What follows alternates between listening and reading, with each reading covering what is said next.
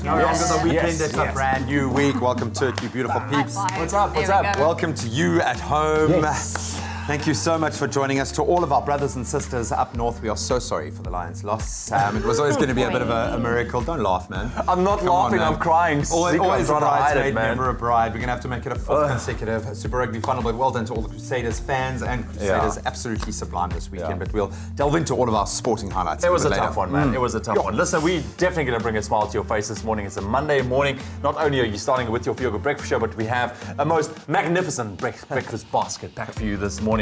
In the sense of brand new SABC3 faces joining us right here on your Feel Good Breakfast Show. But of course, presenter search on a 3. It came to an end, and there they are, all gloriously happy this morning. It's your Monday. Thank you very much for joining us, guys. So we're going to introduce you and take you step by step through their journey, what's going to be coming up as well. I'm excited. They're going to be hanging out with us the whole morning. And guess who else is hanging out with us? Who's hanging out with us? It's Women's Month, and I can't think of another great performer to have than Paxton. She's joining us this morning for 3 awesome performances. Yes. You do not want to miss out on that. She's itsy bitsy, but she's got a massive voice, and she's so cool. Can't wait for that. Then we're going to have to tread lightly with our relationship discussion this morning. We're extending that to the entire family. We are broaching divorce, a very difficult conversation to have with your kids. How do you go about it? We'd love to hear from you, especially if you are going through that right now in your own life. 021-430-9881. Give us a call later in the show. That's right, and we'll also end it off on a lighter note for you. Matthew Carter-Poole and the Carters join us for a Monday dance-off, something we haven't done yet. It's normally a Friday dance. Today we're kicking it off on a Monday. Why not? Why not? Well, looking gorgeous as always, ready to help us kickstart the day with those news headlines. It's our Lee. Good morning, team. You're looking amazing yourself, and good morning to you at home. Here's what's happening in the news. Higher Education Minister Naledi Pandor says there is a need to find a new model to fund education in the country. She says the country's faltering economy is deterring the education sector from fulfilling its mandate to empower students.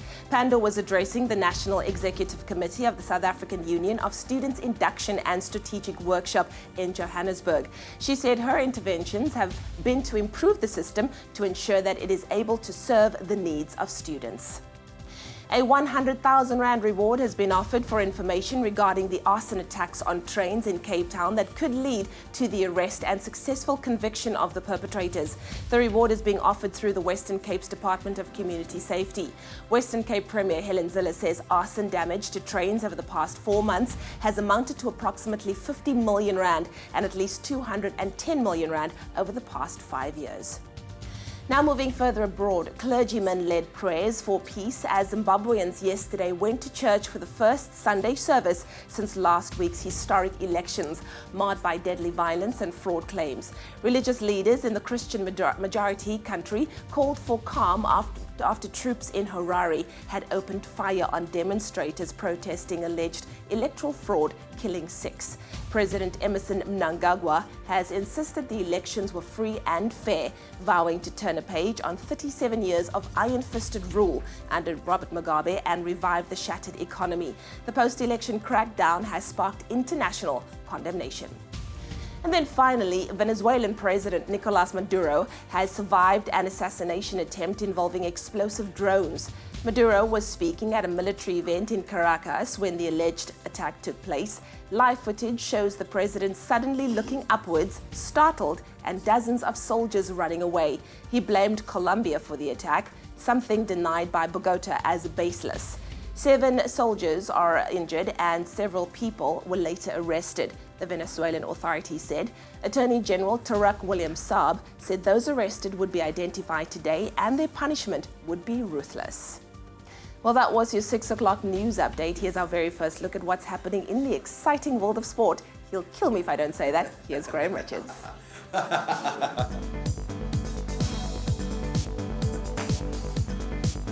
Oh man, my week is now complete. Exciting it was. Let's kick it off with rugby. Super Rugby final news. The Crusaders proved their champion credentials with their 9th Super Rugby title and 2nd in as many years on Saturday, defeating the Emirates Lions 37-18 in Christchurch. Despite a dominance of possession and field position, the Lions were unable to dent the Crusaders' perfect playoff record. Ultimately, too many mistakes and pivotal decisions in the face of tactical brilliance of coach Scott Robertson and clinical application spearheaded by the man of the match, Richie Mo'unga, condemning the Joburg side to their 3rd straight final defeat. Then on to cricket, maintaining their momentum, the Proteas clinched their 5-match series against Sri Lanka with a dominant 78-run win in Palakala yesterday. Reza Hendricks became only the third South African batsman in history to score a century on debut, his 102 of 89 deliveries, and the continued form of series run leader JP Durmani added 92 of 70 balls, helping the Proteas to 363 for 7. It was before Lungi Ngidi led the charge with the ball, claiming 4 wickets, one more than Andile Petla-Kwayo, shutting down the hosts on 285. That next ODI at Dead Rubber now is scheduled at the same venue this coming Wednesday. Then on to football, some big hits and major misses as the PSL coaches try to find their range at the start of a new campaign. New man at Chiefs, Giovanni Salinas, would have been content sharing the spoils, 1-1 with defending champs Mamelodi Sundowns. Not so much Caetano Tembo's tenure at SuperSport started with a 2-0 loss to McCarthy's Cape Town City. Wits enjoyed the biggest win, 3-0 over Free State Stars, while Pirates keeper Wayne Sandilands will probably want to forget possibly the blunder of the season in their 1-1 draw with Highlands Park. We can now look forward to another great matchup as Chiefs face Wits tomorrow night. And then finally, Caster Semenya has shattered the national 400-meter record at the African Athletics Champs in Asaba, Nigeria on Friday, crossing the line in 49.96 seconds. Now boasting the South African records in all 3 disciplines, she became the first woman in history to dip below 50 seconds, 2 minutes and 4 minutes in the 400, 800 and 1500 meters respectively. The men's 4x100 meter relay quartet of Akani Simbine, Emil Erasmus, Simon Mahakwe and Henrico Brenkis, they also defended the title they won 2 years ago. That means Team South Africa now topping the overall standings with a total of 17 medals, including 5 golds. And that's where we leave our exciting world of sport. For now, let's get into our morning weather. Thank you very much, Graham. It's just after 6 o'clock. Let's quickly take a look at your weather and your temperatures going into your Monday. It's the start of a brand new week. It looks like most parts of the country can expect a nice and chilly start going into your Monday with some scattered showers expected across the Western Cape. I'll run you through your temperatures. Polokwane starting off on 12 minimum with a maximum of 29 degrees. Mbombela 10.24. Pretoria 11.25. Johannesburg 9 minimum with a maximum 24. Mahikeng 8.26. Klerksdorp 7.25. Kimberley 2 this morning with a maximum 20. Bloemfontein very cold -2, warming up to 18 degrees. Richards Bay 15.22. Pietermaritzburg 6.21, Durban 13.21, Mthatha 4.20, East London 9 this morning with the maximum 21 degrees, Cradock 0 with the maximum 19, Port Elizabeth 9.20, George 7 and a high of 20, Sutherland nice and cold today -2 with a maximum of only 9 degrees, Cape Town 7 with a maximum 14 and scattered showers expected, Worcester 2 minimum with a maximum 14 also with some rain, Springbok 3.15 and Uppington starting off on 1, warming up to a maximum of 21 degrees later on today. That's a wrap of your weather and your temperatures for the 6 o'clock bulletin. We'll keep you updated throughout the course of your Feel Good Monday morning. I'm back just after 6:30 with another update.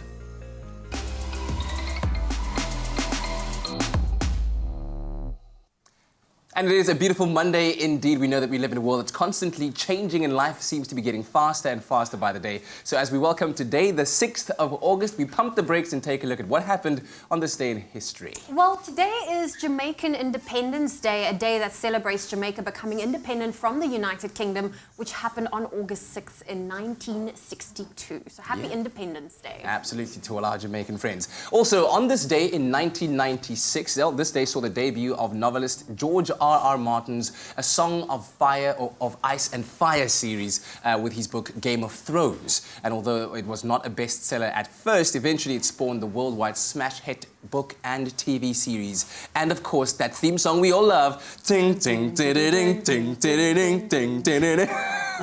I think 2019 can't come soon Absolutely. enough. But then also on August 6th in 2012, NASA's Curiosity rover landed on the surface of Mars, one of my absolute favorites, because originally it was only intended to last for 2 years, and the mission was extended indefinitely, and Curiosity is still roving the surface of Mars as we speak. Just one of those... We have these little tech updates where this little rover is just powering Yay! on. The rover survives another day. Monday motivation. Anyway, that's our bite-sized dose of history. Seize the day, go out there and make it one for the books. Well, still to come on your Feel Good Breakfast Show, we're going to be taking a look at the very first all-female football club in Khayelitsha. It's about I'm here for time. that. It's about time. I absolutely love that story. Part of our Monday motivation.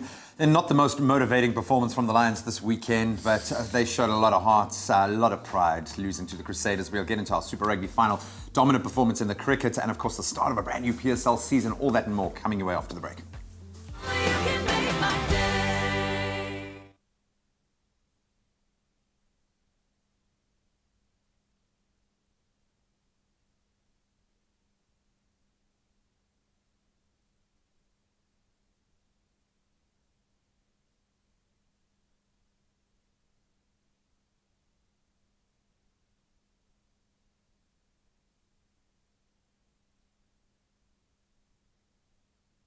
to girls through sport. You know, RV United. I started RV United.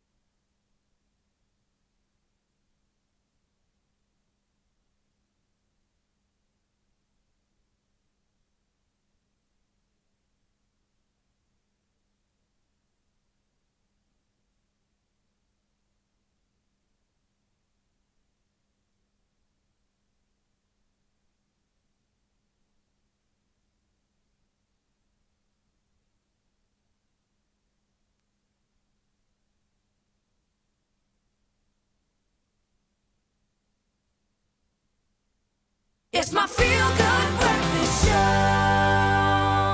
All right, welcome back to this Monday morning on your Feel Good Breakfast Show. Thank you so much for joining us.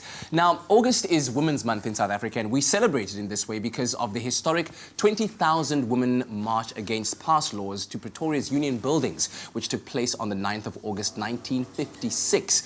And 2018 is the centenary year of Mam Albertina Sisulu, and she's rightly being hailed as a woman of fortitude. So every day this month, we're taking a look at the wise words of iconic South African sheroes, if you will, to give us all some wholesome inspiration, and especially on this Monday morning when we start off the day. We do. So, I mean, we're going to take a look at Nomzamo Mbata. She's our shero for today, and her quote is, "Seeing other women contribute to social change pushes me to do more and to do the best of my ability. One woman has the ability to empower another and allow her to shine her light too." Yes. Isn't that incredible? Yes. Great words to live by indeed when you think about how we all actually, collectively have the ability and the power to enlighten each other and to allow each other to shine, not necessarily dimming other people's lights by allowing your own to shine. So thank you very much for those words, Nomzamo Mbata, as we continue to celebrate this month of August, Women's Month. They say you strike a woman, you strike a rock, and we salute the role changes, the role models, and the valuable contributions of South African women out there that you've made, continue to make, and of course will be making into our beautiful future. Absolutely love that. Let's stay on our Women's Month trend. I think it would be logical to say that more girls, more women should be playing football when we look at the global scheme of things, and competitive football too, but for exactly the same reasons that young boys should be playing in proper leagues, especially in disadvantaged communities that are economically troubled and at risk. And that means that instead of just saying, why aren't there more leagues for girls, putting his money where his mouth is, Wrapup Kaiser has started one, and it has resulted in the most incredible changes in some of the ladies. That makes him our Mandela Monday hero. I think it's very important to provide equal access to girls through sport. You know, RV United provides a safe and meaningful space for girls to play football because they really need to be supported. This man walks the talk. I started RV United in 2011, whereby we saw a need for a girls soccer team. You know, it was born after a grassroots soccer program called Skill Street, where we'll spend half of the time in classroom addressing life skills and sexual reproductive health rights, and a little bit of soccer. So after the completion of the program, few girls, they came to us and said, "Coach, we want to continue playing soccer, but there's no girls team around." So they kept on coming to the center. We gave them a soccer ball. They kept on coming. Then we thought there is a need for a girls soccer team in the community. Everyone is equal, judged on their skills and effort. The freedom to play and express themselves whilst developing team values is reflected in every facet of their lives. Since the start of the club, it has grown. You know, we started with six players, but now we have about 70 young girls who are playing football for RV United. There's not like a lot of girls playing soccer, so I want to be like one of the girls playing soccer and be like Poshia Mujise, which is my role model. The thing that I enjoy about soccer is to kick the ball and to meet with new friends. What I enjoy about soccer is that we learn skills and we can skill boys. Soccer is not just about for boys, it's also for girls to play. My coaches are sometimes when we are bad, they tell us to do the right thing so we can achieve in life. So senior players, they support the junior players. As you can see, Happy and Tina are the coaches for the junior players. Since the girls have joined RV United, there's been a lot of changes that's happening in their life. Most of them, they spend their time on the street doing the wrong stuff, but with RV, we're changing their lives, like making a better life for them. The values that we're trying to install in the girls is discipline, commitment, and also like to believe in themselves. Whatever they want to achieve their goals, they must believe in themselves that they can achieve, and also for them to never give up. Out there's violence, and when I'm in soccer, I feel safe. I benefited a lot because I'm here in RV United. We got the after-school program on Mondays, which you go and you got do assignments and things. Then it's just cool, and it's like I enjoy that every much because I'm not just focusing at the soccer. I'm just focusing also in my books. They treat us as their family. They don't treat us as like we are strangers. I mean, we're doing a massive job giving opportunities for young girls, to play soccer, something that has never been there, before. But we're creating that platform for them to come and play soccer, because we strongly believe that girls can also play soccer and they can also be good only if they're given opportunity. Our hope for the girls is to develop them holistically, not just soccer, but also in other areas in their lives. Let's give ourselves a double killer! Killer!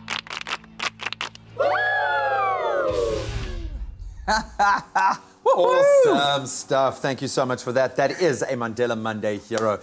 Morning, brother. Hey, man, listen. I'm not sure if I've recovered from the weekend's sports yet. I really had high hopes for the Lions in the Super Rugby finals against the Crusaders, but unfortunately it didn't go our way. But of course, there was a lot more to celebrate, if you will. The start of the PSL, and of course, the Proteas doing so well. But anyway, let's first start off by ripping off the Band-Aid. I think what made it so frustrating, the Lions actually gave themselves a chance. They were out of the gates really early.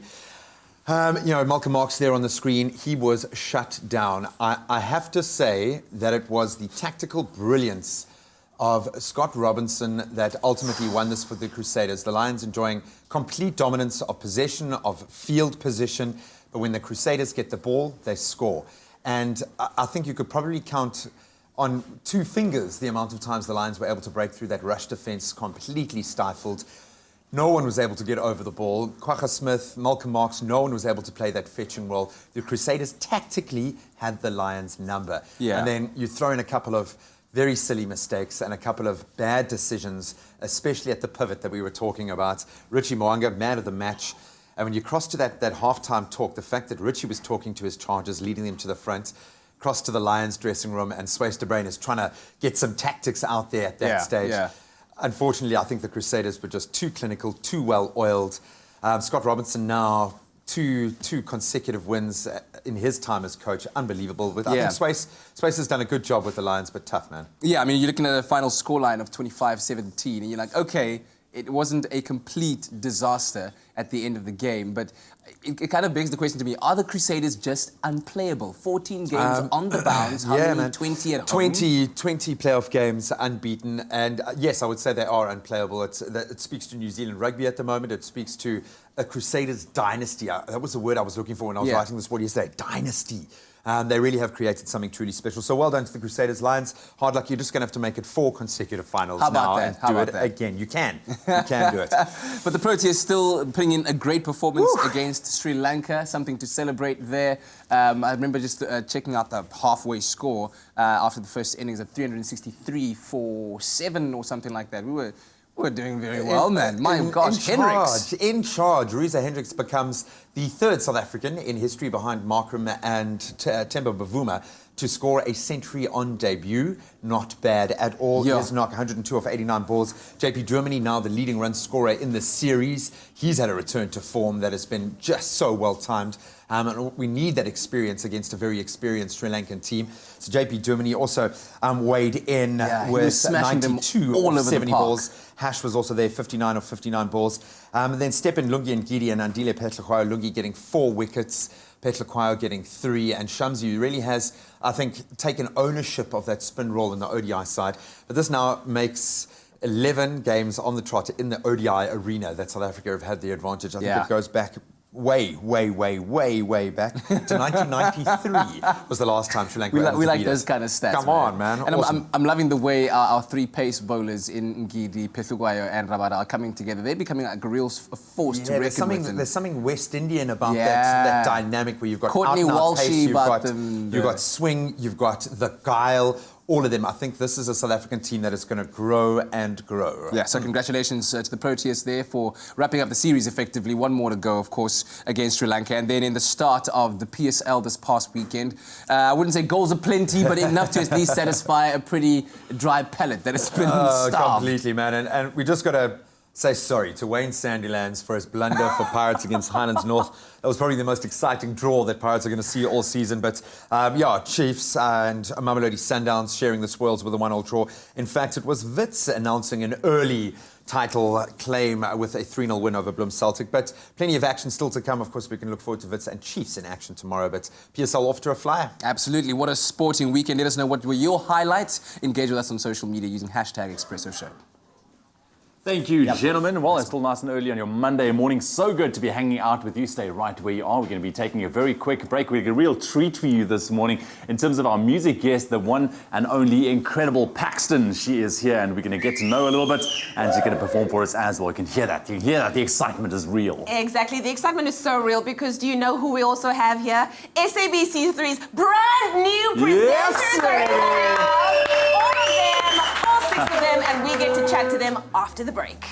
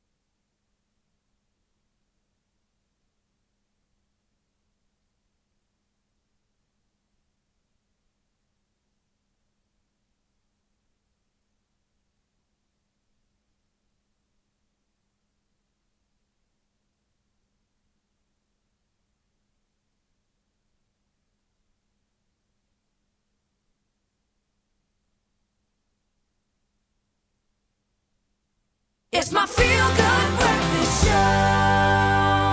Welcome back. It's a Monday morning, and this is your Feel Good Breakfast Show Expresso on SABC3. And what a pleasure it is to be hanging out with one of my favorites, Miss You're Smothering Me, Miss Don't Be So Spicy, Miss Angifunin Dotayako, Miss Doing It All the things that make the pots to be done. Ladies and gentlemen, Paxton Phillies in the studio! It's so good having you back. Oh, thank and you. it feels like we had you on the seat here about 2 months ago, and you were already so busy. You're working with so many great people, and the album is now out. Yes, it is. And it is. tell me what that is like. Honestly, it's amazing because people are actually going out and buying hard copy, not only on the digital platform. So for me, that is huge. Yeah, and the new single.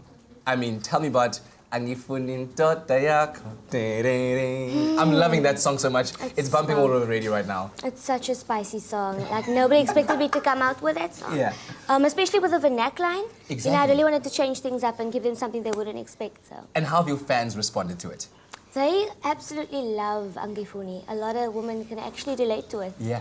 I think you've hit the nail just on the head, especially given the month that we're in right now, and you know, ladies coming out and putting forward their word. Also, let's talk about the fact that you'll be performing at the Tribute for Women concert. Yes. That's happening, and the lineup is massive as well. Yes, yes. That's going to be so amazing. I look up to all those female artists. You know, they've been in the game, and for me to be on the lineup as well is just such a blessing. Yeah. Oh my gosh. Who are you looking forward to performing with?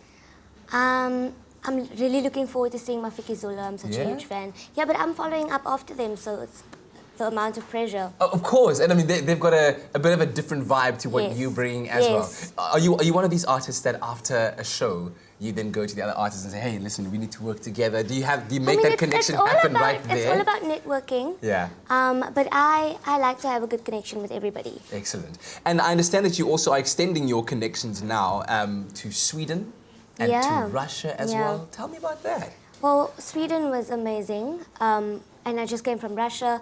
They invited me to an annual music festival. Yeah. You can only get invited to it though. So I was the only one from Africa because they celebrate up-and-coming artists from different parts of the world, and I was the only one from Africa. Yeah. So it was amazing. I met people from Japan, Thailand, Brazil.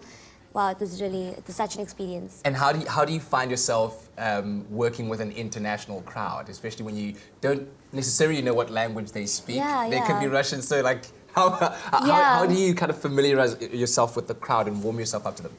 Well, I just do what I do best. I perform my heart out, and I'm sure they feed off of my energy, so it's positivity all the way. Oh, it's beautiful stuff. So what can we expect from you in the months to come, where 2018 is concerned? Well, I have an album launch coming up, which is very, very exciting. I'm also looking at doing a school tour and a club birthday tour as I turn 18 next month. Can you believe it? And yeah, time flies.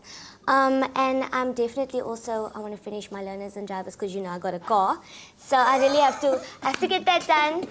And I'm obviously doing the Women's Day Tribute to Women concert, which I'm also looking very forward to. Oh my goodness, we're looking forward to you performing for us today. If you're looking for tickets to that concert, it is taking place on the 9th of August, 12 p.m. at the Emmerentia Dam in Johannesburg. Details are on your screen right now. Ladies and gentlemen, Paxton Phillies on your Feel Good Breakfast Show. Love it. Thank you. Let's take a look at what's happening in the national news. Higher Education Minister Naledi Pandor says there is a need to find a new model to fund education in the country. She says the country's faltering economy is deterring the education sector from fulfilling its mandate to empower students. A 100,000 Rand reward has been offered for information regarding the arson attacks on trains in Cape Town that could lead to the arrest and successful conviction of the perpetrators. Arson damage to trains over the past 4 months has amounted to approximately 50 million Rand and at least 210 million Rand over the past 5 years. On the international front, clergymen led prayers for peace as Zimbabweans yesterday went to church for the first Sunday service since last week's historic elections, which were marred by deadly violence and fraud claims. The violence, in which 6 people died, has sparked international condemnation. And then finally, Venezuelan President Nicolas Maduro has survived an assassination attempt involving explosive drones. Live footage shows him suddenly looking upwards, startled, and dozens of soldiers running away. Well, that was your 6:30 news update. Here's another look at what's happening in the world of sport with Graham.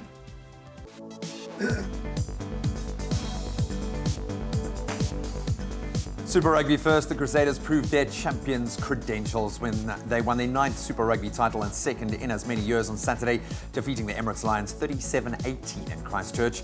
Then on to the Proteas, maintaining their momentum. The Proteas clinched their 5-match series against Sri Lanka with a dominant 78-run win in Palakela yesterday. Next ODI scheduled at the same venue for Wednesday, albeit a dead rubber now. Then into the PSL, Wits enjoyed the biggest win, 3-0 over Free State Stars this weekend, while Pirates keeper Wayne Sandilands will want to forget possibly the blunder of the season in their 1-1 draw with Highlands Park. We look forward to another great matchup as Chiefs face off against Wits tomorrow night. And finally, Caster Semenya shattered the national 400-meter record at the African Athletics Champs in Asaba, Nigeria on Friday. Now boasting the South African records in all 3 disciplines, became the first woman in history to dip below 50, 2 minutes and 4 minutes in the 400, 800 and 1500 meters respectively. More on all of those stories on the top of the hour right now. Let's see if the roads have woken up.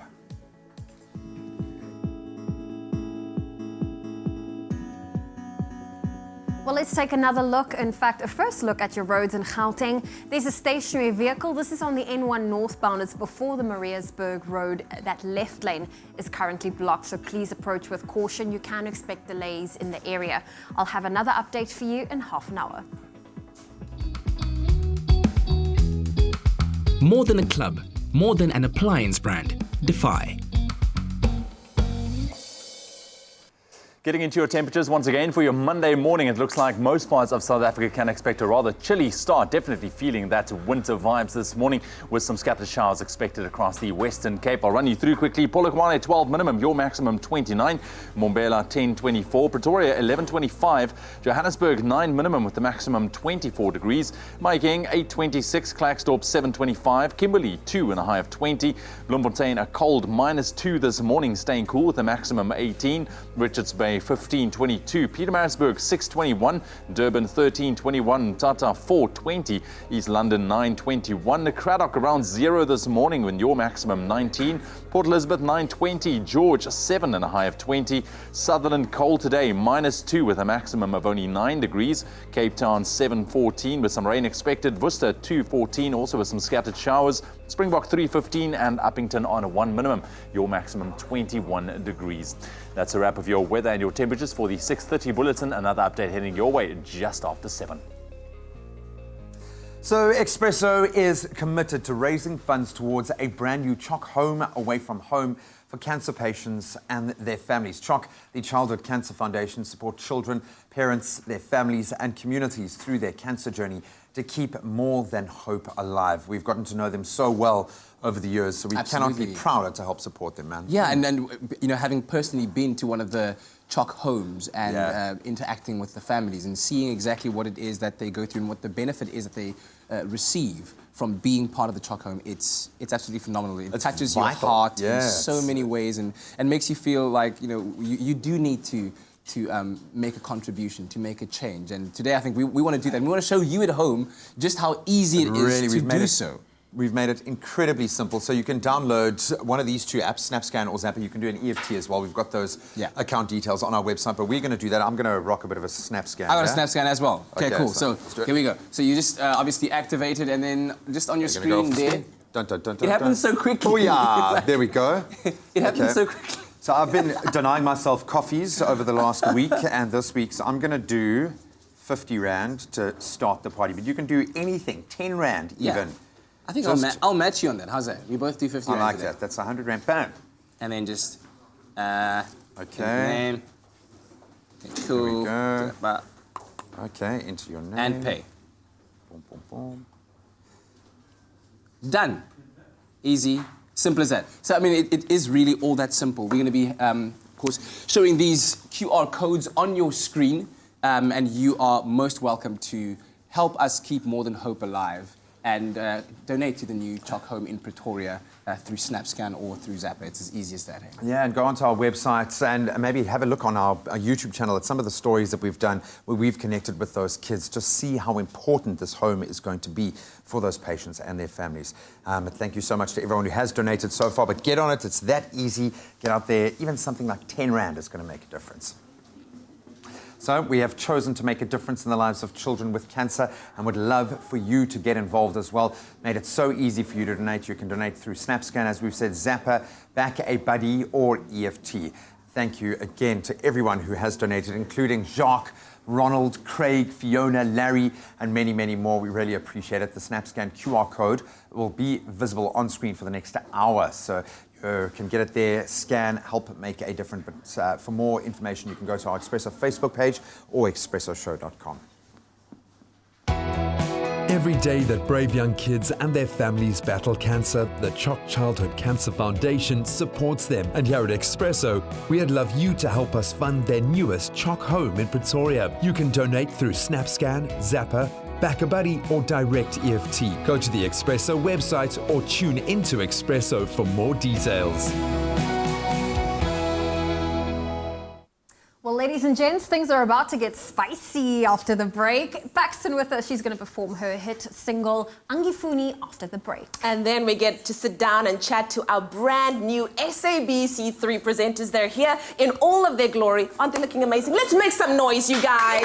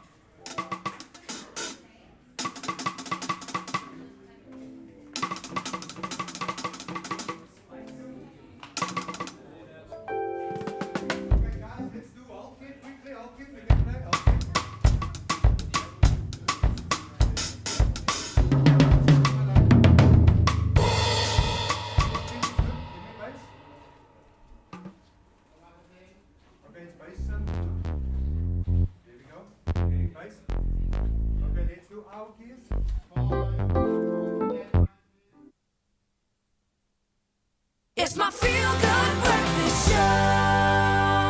Welcome back to your Feel Good Breakfast Show and happy Monday to you. Now, last week Thursday saw the finale of Presenter Search on 3, where the judges were in search to find 3 brand new faces to join the SABC3 family. However, in a major twist of events, no one saw the epic surprise that shook both viewers and contestants alike. We're at the Fire Room Sushi and Grill at Monte Casino, here to view the finale for the Presenter Search on 3. Nobody knows that I've made it as the brand new roaming presenter for Expresso, except for me. It's top secret. So make sure that you come in with me quickly before the media gets here.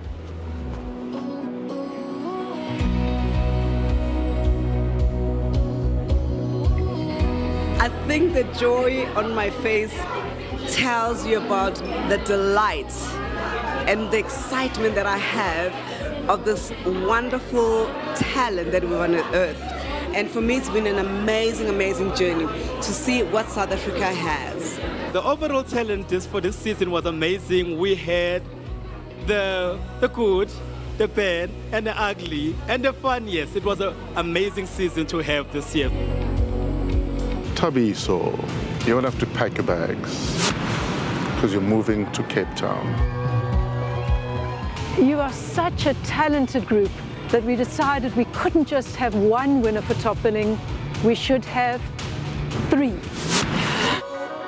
Wow, congratulations, Harmony. Bezile. Now, the next winner will be joining myself and Barney as a presenter on Afternoon Express. Palesa.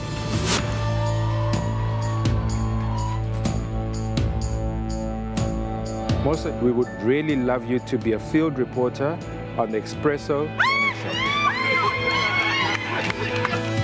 You had the toughest job this entire season of Presenter Search on 3. What do you have to say about the talent that came through this year?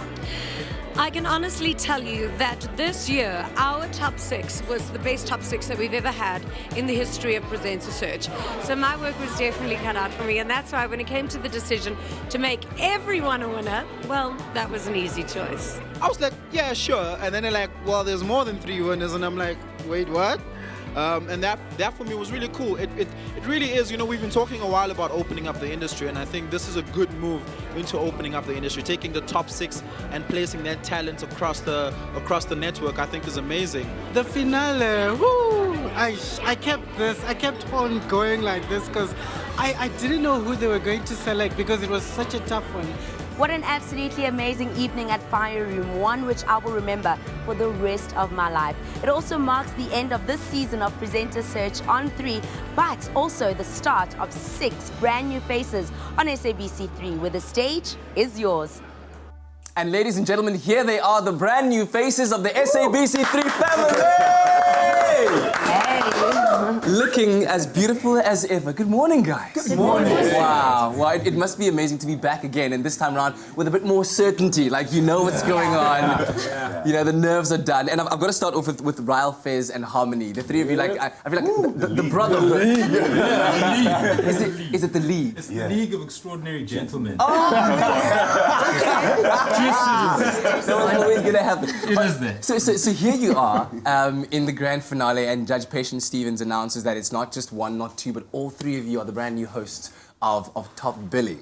Take me through that. We'll start off with you, Harmony, then Ryle, then Fez. Take me through the emotions that you're like, what? You know, especially as each name gets revealed afterwards, right? The crazy thing is, it's something that we've been dreaming about like for years now. Yeah. And even we actually interviewed Somizi, and he was like, you guys are definitely going to make it. Each and every single one of you guys have a position and a spot in here. So he called a shout out to Somizi. Man. So it's a blessing. I mean, these are our brothers, man. We're brothers now. The League of Extraordinary Gentlemen. Yeah, I think carrying that title through from the start of the competition, it was an absolutely surreal feeling to not just firstly find out that your name's being called and making sure that that's real, but then finding out that you're doing it with your fam and your boys, and it's just absolutely incredible. I just wanted to run up and hug them and just... I feel like a movie needs to be made out of this. I don't know about these two. My name was called Last. So they were out there on some, high five. I mean, at least there's 2 of us. And then I'm kind of standing there. But as soon as I heard it was us 3, honestly, I was like, Top Billing is about to change up. Yeah.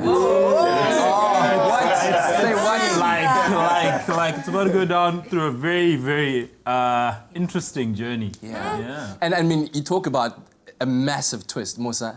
I mean, here you were, everyone's names have been called, and they know where they stand. Take me through the before and after of the news that you got, because now you've gotten to present your very first segment for Expresso, which was amazing. You knew it before everyone else, but in that moment.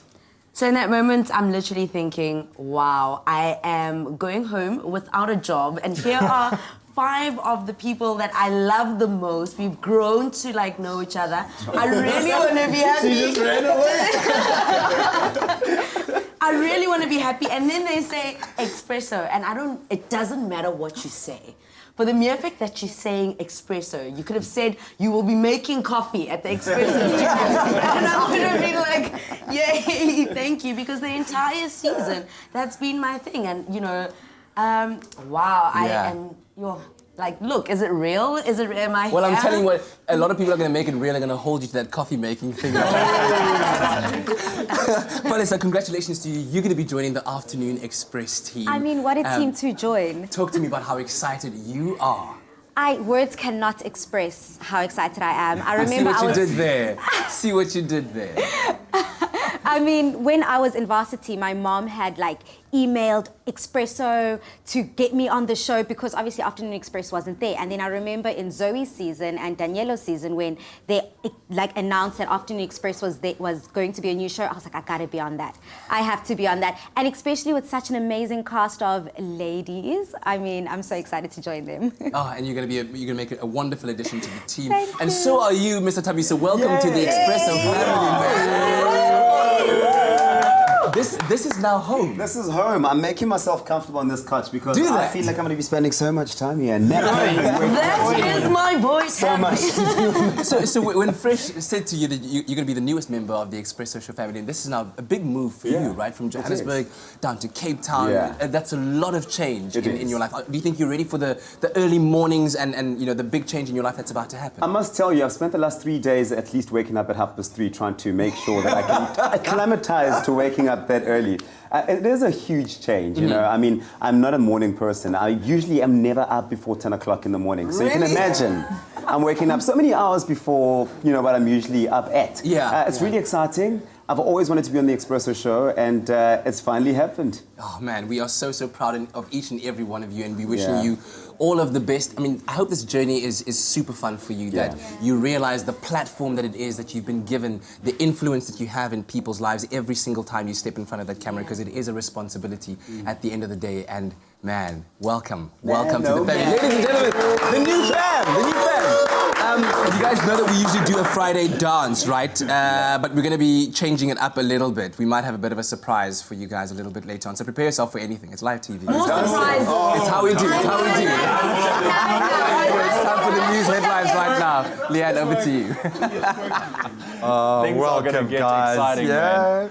You're going to get your induction a little bit later in the show, but welcome to all of our presenter search winners. Let's give them another round of applause, man. Well done, guys. Awesome, well done. awesome, So good to awesome have the stuff. entire team here and all of the new faces, man. We're going to have fun. We're going to get to know them more and more over the course of the morning. Right now, though, it is a Monday morning. It's the start of a brand new whack. It's a wacky week. It's a wacky week. But we are back with our regular Guess Who game, making sure that your brains are working nice and fast as we enter the week. So what we've done is we've deliberately blurred out the photo of someone very well known, and we're going to give you a couple of clues and see if you can guess it right this morning. So there's the photo. Yeah, if you stand a little bit further back and you kind of squint, you can often see it. But let's kick it off. And she is one of our favorites here on the show. She is a South African actress, producer and entrepreneur, born and bred in Jersey. She won an international achievement recently, an International Achievement Recognition Award, in fact, for Best Actress. That was in 2017 for her role as Naledi Khama in A United Kingdom, as well as a role as Winnie Mandela in the BET television series Madiba. And that was good, man. She played a phenomenal role. Then she's also looking flawless on the Get It magazine this month, and also graced the Marie Claire issue earlier in April. And she also stars in the newly released drama called Faces by award-winning British-Nigerian director Joseph A. Adesunloye. So those are the clues that we have for you this morning. Surely you must know. Surely you must know. We've got an idea, but we're not going to say anything. So you can head over to all of our social media platforms. At Expresso Show is the handle to use. Let us know who our mystery celebrity is.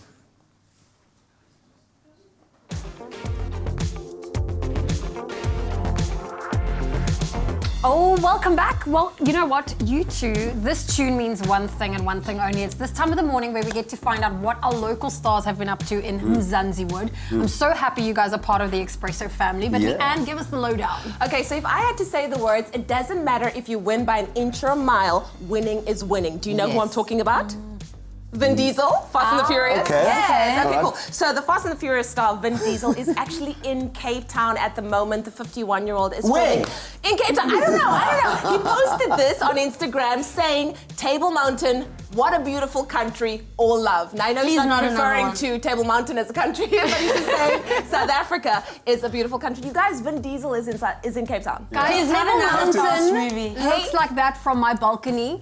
Just saying. Do you think he lives close to you? I mean, come on. I'm available. I'm here for all of that. Okay, so apparently he's shooting a new movie called Bloodshot, and basically it centers around someone named Ray Garrison, and this person's called Bloodshot. Now, Ray Garrison is a former soldier who was brought back from the dead through nanotechnology, and of course all his memories are erased, and he has to seek revenge on those who turned him into an experiment. It sounds a little like Universal Soldier. It does. Yeah? I'm here for it. I love it. But with Vin in it. With Vin in it. We're still here for it. Yeah, I'm here for it. Hello. He looks like someone that would be hiking a lot. I'm going to go dust off my hiking shoes. He might be next door to you.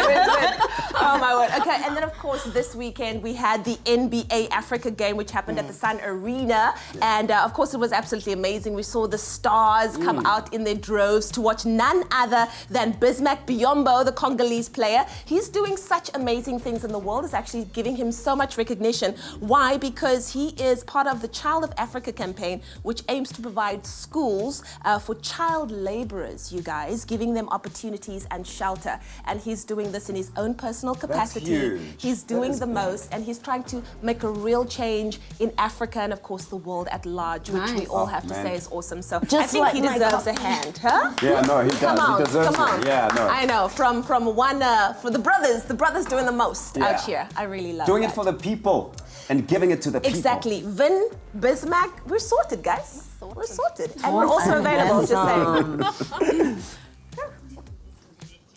We're still available. Well, you want to talk about magic? We've got lots of that on your Feel Good Breakfast show this Monday. After that short break, we'll take a look at the latest tech news and look at the future of 3D printing. And then the perfectly prolific Paxton Phillies will be performing right after the break her latest single. Stay tuned. Paxton Phillies is in the studio, ladies and gentlemen. Come on. Come on now. Come on now. It's tough getting up in the morning. That's why for breakfast, I'm making eggs Benedict. Get it? I just love a good food pun. Share your photo and recipe of your favorite winter dish with the hashtag #ForTheLoveOfWinter, and you could win 5,000 Rand in weekly prizes and stand a chance to win a grand prize of 100,000 Rand. Rhodes quality for the love of winter. Rise and shine with your feel-good breakfast show, Expresso.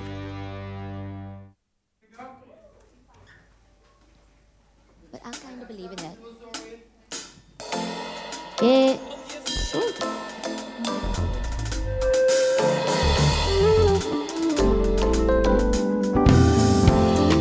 What is this, another missed call? Do you know he be calling me in the middle of the night? Yeah. What is it that he's looking for? Do you know that when he's holding you, his eyes are after me? So put a leash on your man, girl. Hold on to him tightly, hold on to him tightly. Cause he's the one who's flirting with me, he's the one who's messaging me, he's the one who keeps calling me, yeah. Angifuni ndoda yako, angifuni ndoda yako, thank you. Angifuni ndoda yako, don't be so spicy. He's the one who's dicey, girl. Don't be so spicy. He's the one who's dicey, girl. Here we go again. Now he's calling up my friends, trying to get to me. So what you gonna say? You gonna say I'm lying, that I am the one who's trying. But girl, let me tell you something. I don't take no second chance. So put a leash on your man, girl, and hold on to him tightly. Hold on to him tightly. Cause he's the one who's flirting with me, he's the one who's messaging me, he's the one who keeps calling me, yeah. Angifuni ndoda yako, angifuni ndoda yako, yeah. Angifuni ndoda yako, don't be so spicy. He's the one who's dicey, girl. Don't be so spicy.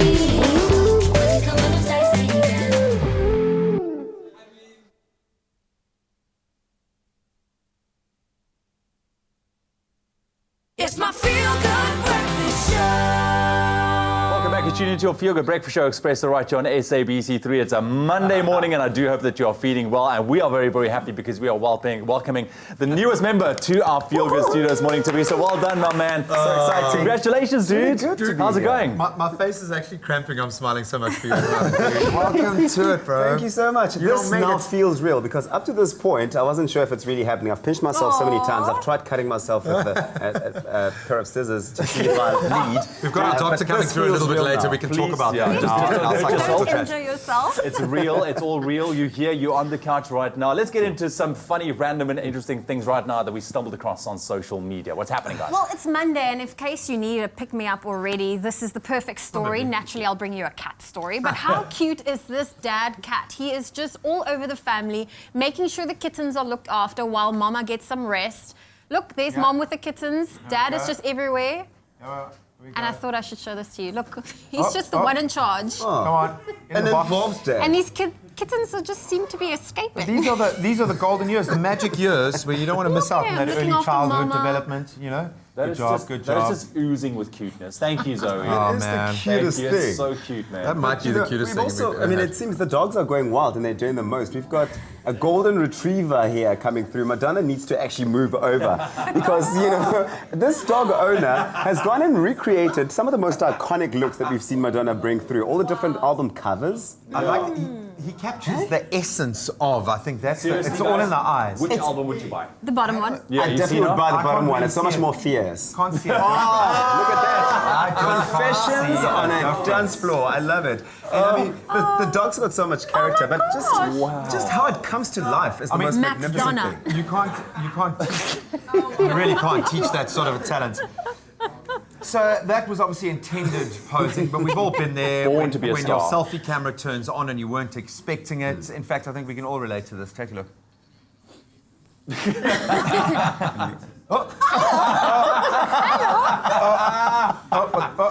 Damn. I love it. Is that really me? And he's like, I have no thumb. I can't change it. Very, very cute, and that came courtesy of Board Pandas. Thank you so much. Now you've officially joined the family. Once you can talk complete nonsense about completely random things go. online, boom, you're I actually have to go get a dog, but it has to look like Madonna. That was great. Turn it into Madonna. Guys, thank you very much, man. That's our roundup of our random, interesting, and funny stories this morning. But you can let us know which story, hashtag, or even viral videos caught your attention online. And then you can also share your thoughts with us online on our Facebook page, also on Twitter. Just remember to use that hashtag Expresso Show. Right now, you guys ready for some music? Yeah. Let's get some music going. Yeah, we are all ready to hear the prolific voice of Paxton Feelies this morning. Of course, her brand new album, debut album, This Is Me, is out now, and it is rocking radio with her first single, or her latest single right now, that is out called Angifuni, about to be performed right now. Take it away.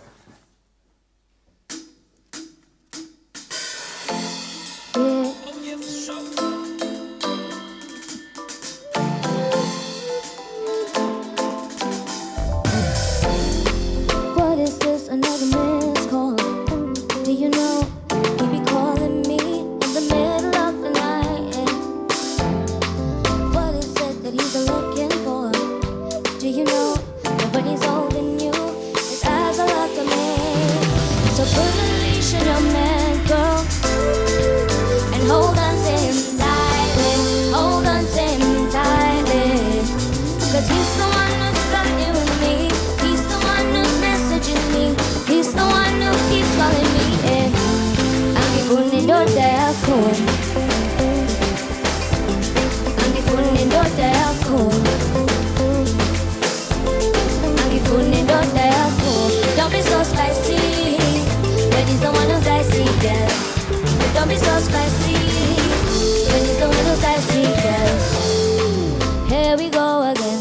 Now he's calling up my friends, trying to get to me. So what you gonna say? You gonna say I'm lying, that I am the one who's trying. But girl, let me tell you something, I don't take no second hand. So put a leash on your man, girl, and hold on to him tightly. Hold on to him tightly, 'cause he's the one who's flirting with me. He's the one who's messaging me.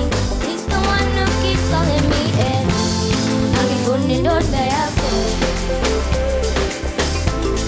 Angifuni yako. Angifuni yako. Don't be so spicy. He's the one who's dicey.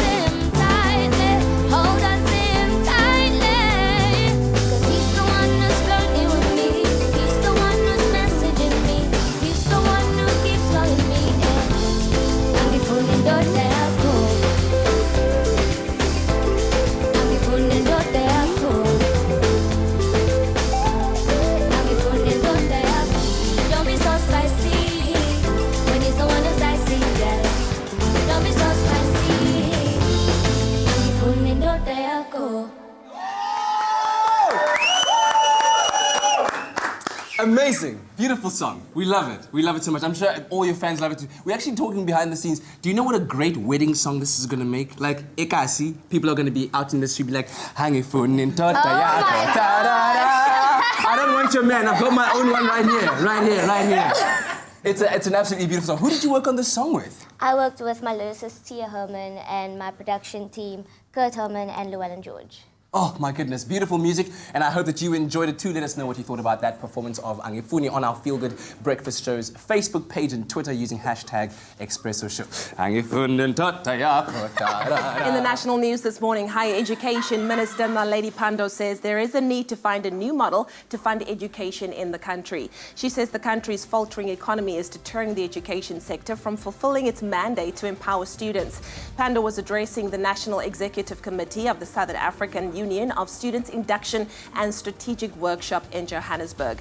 She said her intentions was to improve the system to ensure that it is able to serve the needs of students. A 100,000 Rand reward has been offered for information regarding the arson attacks on trains in Cape Town that could lead to the arrest and successful conviction of the perpetrators. The reward is being offered through the Western Cape Department of Community Safety. Western Cape Premier Helen Zille says arson damage to trains over the past 4 months has amounted to approximately 50 million Rand and at least 210 million Rand over the past 5 years. Now moving further abroad, clergymen led prayers for peace in Zimbabwe yesterday when it went to its first Sunday church service since last week's historic elections marred by deadly violence and fraud claims. Religious leaders in the Christian majority country called for calm after troops in Harare had opened fire on demonstrators protesting alleged electoral fraud and killing 6 people. President Emmerson Mnangagwa has insisted the elections were free and fair, vowing to turn a page on 37 years of iron-fisted rule under Robert Mugabe and revive the shattered economy. The post-election crackdown has sparked international condemnation. And finally, Venezuelan President Nicolas Maduro has survived an assassination attempt involving explosive drones. Maduro was speaking at a military event in Caracas when the alleged attack occurred. Live footage shows the president suddenly looking upwards, startled, and dozens of soldiers running away. He blamed Colombia for the attack, something denied by Bogota as baseless. 7 soldiers were injured and several people were later arrested, the Venezuelan authorities said. Attorney General Tarek William Saab said those arrested would be identified today and their punishment would be ruthless. Well, that was your 7 o'clock news update. Time for another look at what's happening in the world of sport. Here's Graham.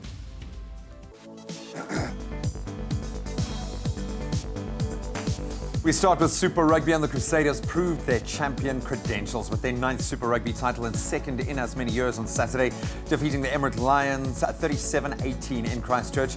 Despite a dominant possession and field position, the Lions were unable to dent the Crusaders' perfect playoff record. Ultimately, too many mistakes and pivotal decisions in the face of the tactical brilliance of Crusaders coach Scott Robinson and clinical application spearheaded by man of the match Richie Mo'unga, condemning the Joburg side to their 3rd straight final defeat.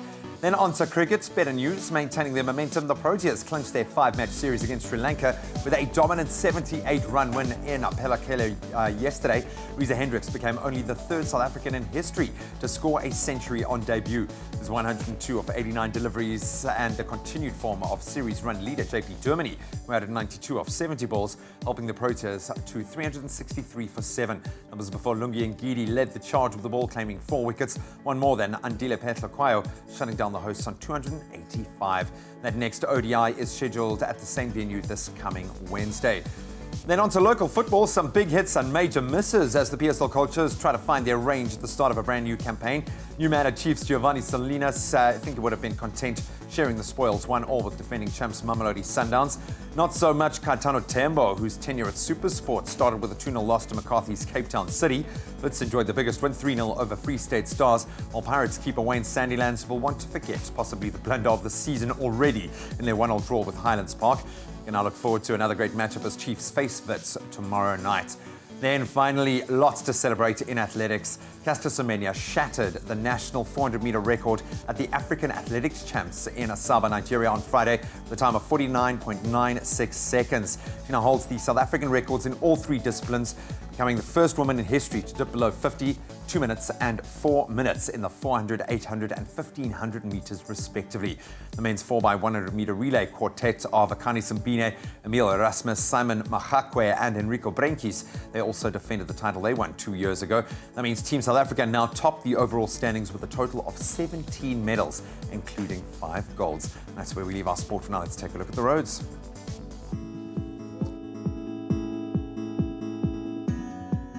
Well, let's take another look at the roads in Gauteng and Buccleuch. There's been an accident. This is on the M1 southbound. It's after the Buccleuch interchange and it's currently blocking one lane, so please approach with caution. I'll have another update for you at 7:30. More than a club, more than an appliance brand. Defy. Just a couple of minutes past 7 o'clock. Let's quickly take another look at your weather and your temperatures. And it's a chilly start for most parts of South Africa today with some scattered showers expected over the Western Cape. Your temperatures, Polokwane this morning, 12 minimum with a maximum of 29. Nice and hot up there. Mbombela on a 10 minimum, your maximum at 24. Pretoria, 11.25. Johannesburg, 9.24. Mahikeng, 8.26. Klerksdorp, 7 with a maximum 25. Kimberley, good morning, 2 minimum, your maximum 20. Bloemfontein, -2 with a maximum 18 degrees. Richards Bay 15 with a high of 22. Pietermaritzburg 6.21 and Durban 13.21. Mtata on 4 minimum, warming up to 20. East London 9.21. Cradock around 0 this morning, staying cool with a maximum 19 degrees. Port Elizabeth 9.20. George 7.20. Sutherland nice and cold today, starting off on -2, reaching a high of only 9 degrees. Cape Town 7.14 with rain expected. Worcester 2.14. Springbok 3 this morning with a maximum 15 degrees, and Uppington starting off on 1 degree, warming up to 21 degrees a little bit later on today. That's a wrap of your weather and your temperatures for the 7 o'clock bulletin. Another update heading your way in half an hour's time. So much excitement in the studio this morning. You know you've made it in life when Expresso Show puts up a post with your face on their social media. I'm seeing a picture of myself and Mosa on there. We've put it up this morning. Good morning and a warm welcome to Expresso's newest family members, Thabiso Makhubela, that's me, and Mosa Kaiser. And as our loyal viewers and followers, you've been asked to share your messages of support and feedback for us. Lots of exciting and really fun messages coming through here. Vincent Muzi Wandile Dlamini saying, good morning, Expresso fam. Welcome to Expresso Show and feel at home, Thabiso and Mosa. Thank you so much, Vincent. I'm also seeing one here from Clement Measure Tuti who's saying, well done, guys. Welcome to the greatest morning show ever, as well as Raquel Fanikek saying, welcome Mosa and Thabiso. Hope you love being part of the family. Keep those messages of encouragement, support and love coming through fast and thick. Oh, look at Charlie! Just like he's been here, like for years. Doing so well. Oh, doing fantastic. Well, we're about to take a very quick break on your Feel Good Breakfast Show. When we get back, our resident tech expert, Bryan Smith, joins us as we take a look at the future of 3D printing. Exactly. And then as we wrapped up Mandela Month last week, we're taking a look at a 27-kilometer scarf record, all, of course, in aid of Mandela Month. All that more coming up on your Feel Good Breakfast Show.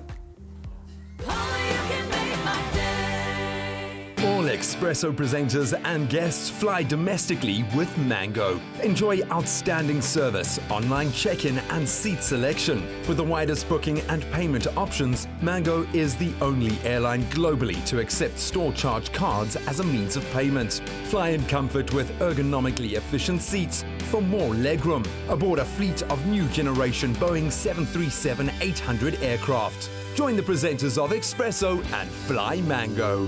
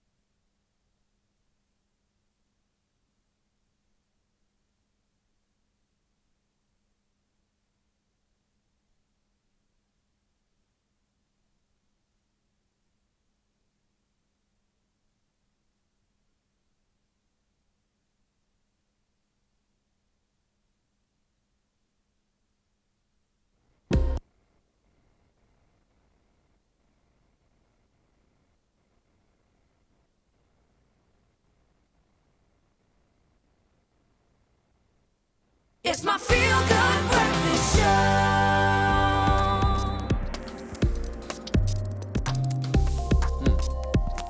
It's a Monday morning as we welcome you back to your Feel Good Breakfast Show. When you hear that song, you know what time it is. It's time for us to delve into the latest and most exciting news out of the world of technology. And our tech expert, Bryan Smith, joins us to discuss the future of 3D printing. Good morning to you, sir. Thank you. It's great to be back. Very, very good to have you back. Let's start with something that it sounds like it's from science fiction. For me, it sounds completely ridiculous that one day we could be 3D printing food, but it seems to be more of a reality than not. Definitely. I think when people think of 3D printing, they most commonly imagine printing something out of plastic. Yes. But researchers have managed to actually 3D print food, and what they've found is any kind of flat food works really well. So chocolate, candies, crackers, even all the way to pasta and pizza. And principally this has two really exciting implications. The first, of course, is for space travel. Sending food up to astronauts in the International Space Station or beyond will be made that much simpler. And then, of course, delivering food to crisis situations where it's difficult to establish a supply line is made even easier. Wow, and it could just all literally be like, I've just faxed you the blueprint for the latest burger we're printing. Enjoy. Now, faxed is a blast from the past. Very true, fair enough, fair enough. But speaking about the final frontier or the next frontier, how can 3D printing make space travel a lot easier? It's a good question, and something I alluded to earlier is that when one is traveling to space, it's very difficult to set up a supply line, and that sending astronauts to space is difficult and expensive enough, but to send either food or repair kits after them is even a more difficult process than that. However, what NASA researchers have managed to do is send astronauts aboard the International Space Station 3D printed plans for a socket wrench, which astronauts were able to use to effect repairs. Wow. And principally, if you think about it, it even makes extending that ability to make repairs even easier, simply for the fact that astronauts might be able to 3D print components and then effect repairs while in space without the need for multiple trips from Earth and back. That's incredible. That's incredible. And then that's the good side of it. We talk about, it's kind of relieving food crises across the world and now helping astronauts during space travel. But on the other side, this past week, there was news of Congress debating the release of 3D blueprints for a usable gun. So weaponry comes into question now. So how is it used in 3D printing to create weaponry that could be, of course, dangerous? Definitely, and this is something very controversial, and of course it has a variety of implications in regions around the world where there are strict gun laws or specific regulations on gun ownership.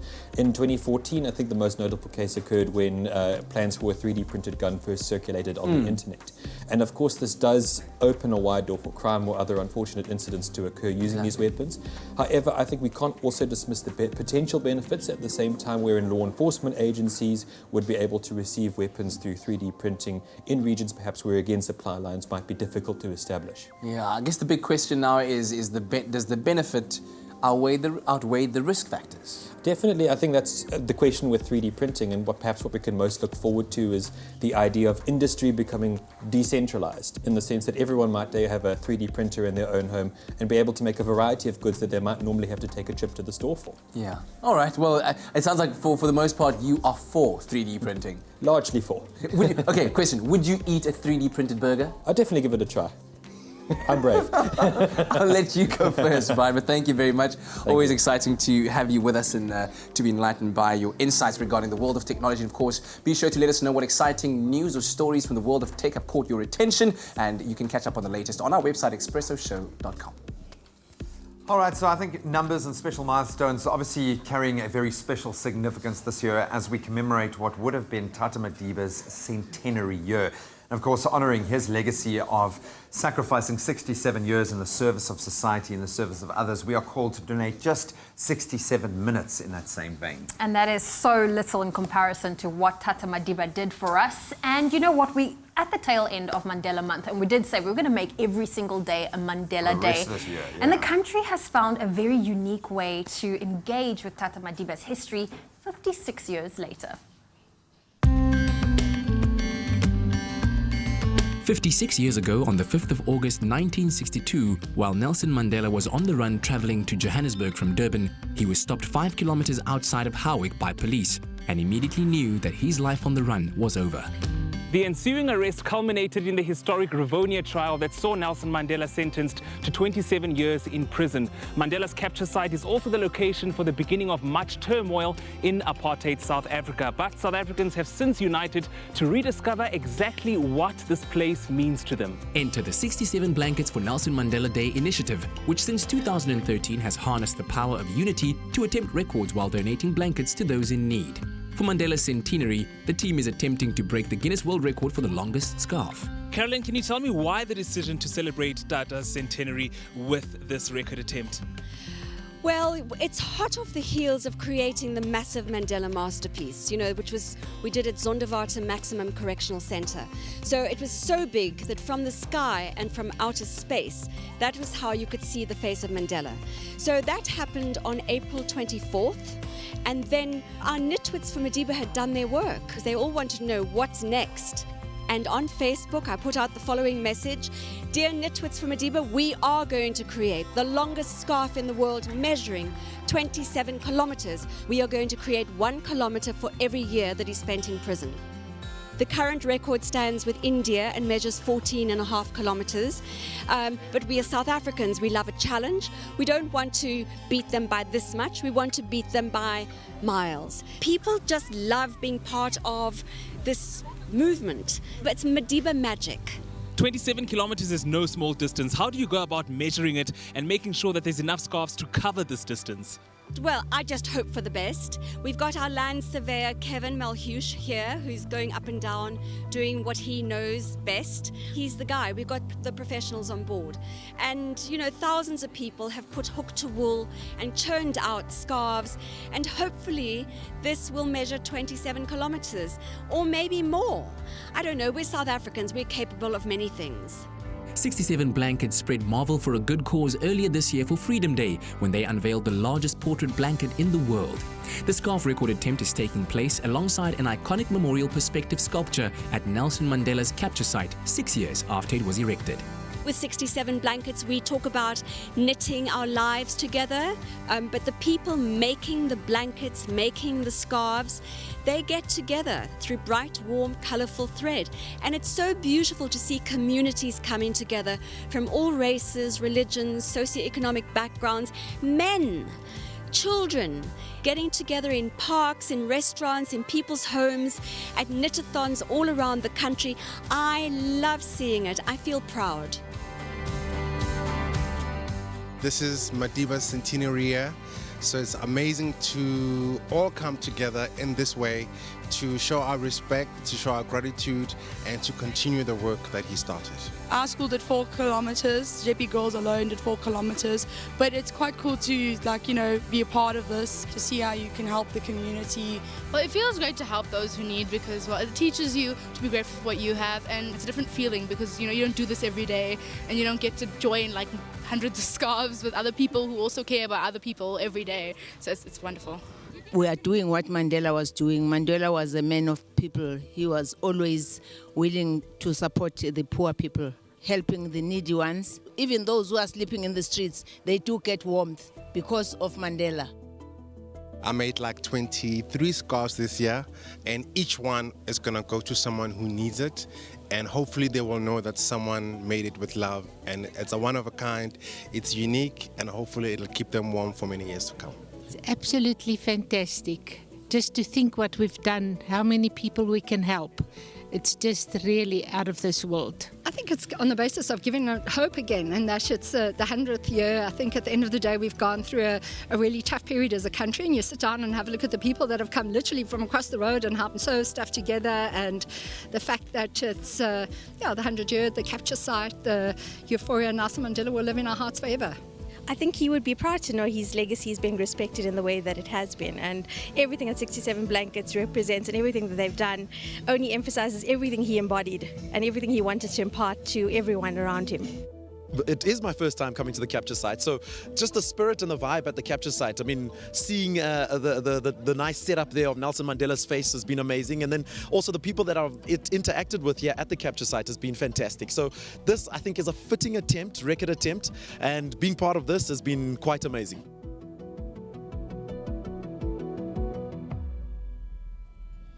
The spirit of unity and celebration that we've experienced here today shows just how far we've come from our troubled past as a country and just how much we can celebrate in addition to helping those in need, just like Utatu Nelson Mandela would have wanted. To Madiba to give him the good news about Guinness World Record. And here they go. And here they go.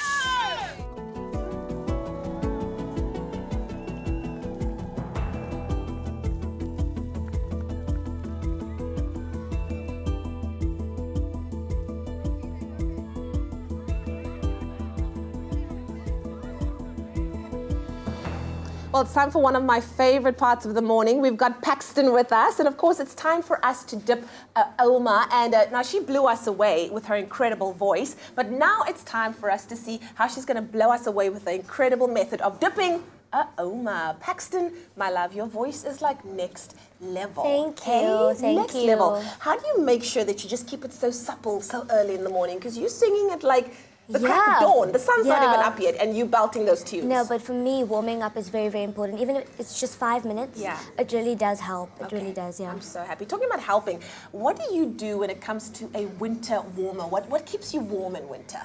Well, I'm a coffee lover. I absolutely love coffee, so that's what keeps me warm. Okay, and then of course, when you have coffee, you need a little bit itsiki to Yeah, dip you know, into the coffee. something small, you know. When it comes to Oma, what is your favorite flavor of Oma rusks? I would have to say buttermilk. Oh, girl, you're a It's buttermilk girl. really, really nice. What's yours? I'm looking for somebody that loves muesli as much as I do. Oh. Hey, I like texture. I don't know. You're not about the texture? No. Okay, I cool. like to keep it simple. Keep it simple. All right, let's talk about your dip. How are you going to be dipping your Oma today? Do you have a name for it? Yes, Angifuni Totayako dip. Okay, you want to say that again? I don't want your man dip. The I don't want your man dip. All right, so basically when a brother sends you a cup of coffee, are you going to send it back? Yes, because I can get my own coffee. Woo, Firstly. Put it there, put it there. I love it. What is the name of that dip again? Angifuni Totayako dip. Okay, wonderful. Well, there you go. That is the way Paxton dips her Oma. And of course, we want you to, do you want to show us how you're going to be dipping your should I There demonstrate? it goes, yes. I'll do it with you. And of course, you can show us how you dip your Oma, and then we will make sure that we put it on our Dipper Oma wall. Okay, show us how you do All right, so you need to have the sass in the face, okay? You got to have the sass. So you're going to dip it. You're just going to be like... Okay, listen, I'm going to perfect it, I promise. Are we still working on it? Do you want to show us one more time? It, you know. 3, 2, 1, go. Ooh. You got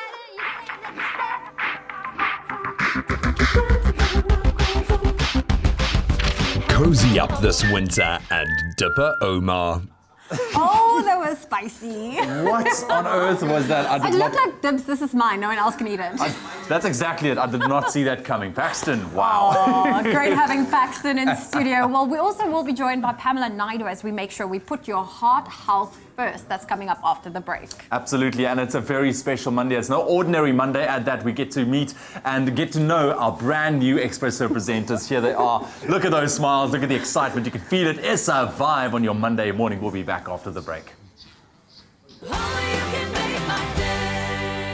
Enjoy a moment in between with McCafe. See you after the break.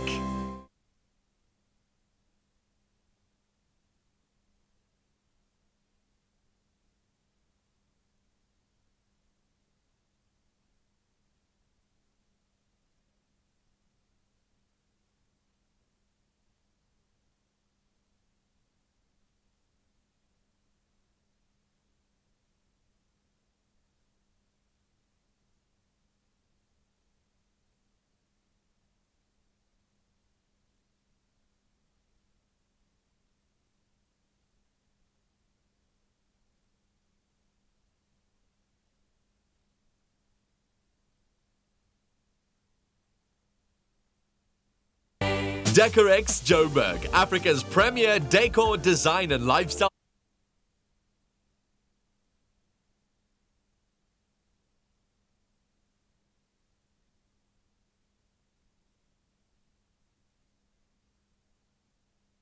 Decorex Joburg, Africa's premier decor, design and lifestyle exhibition.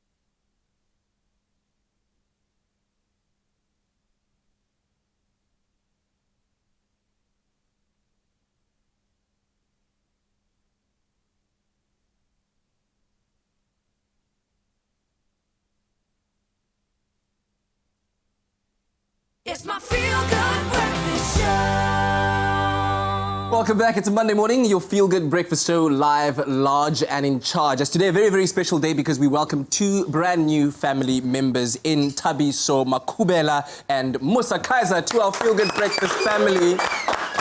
The journey of presenter search on 3 is now done, and finally here you are.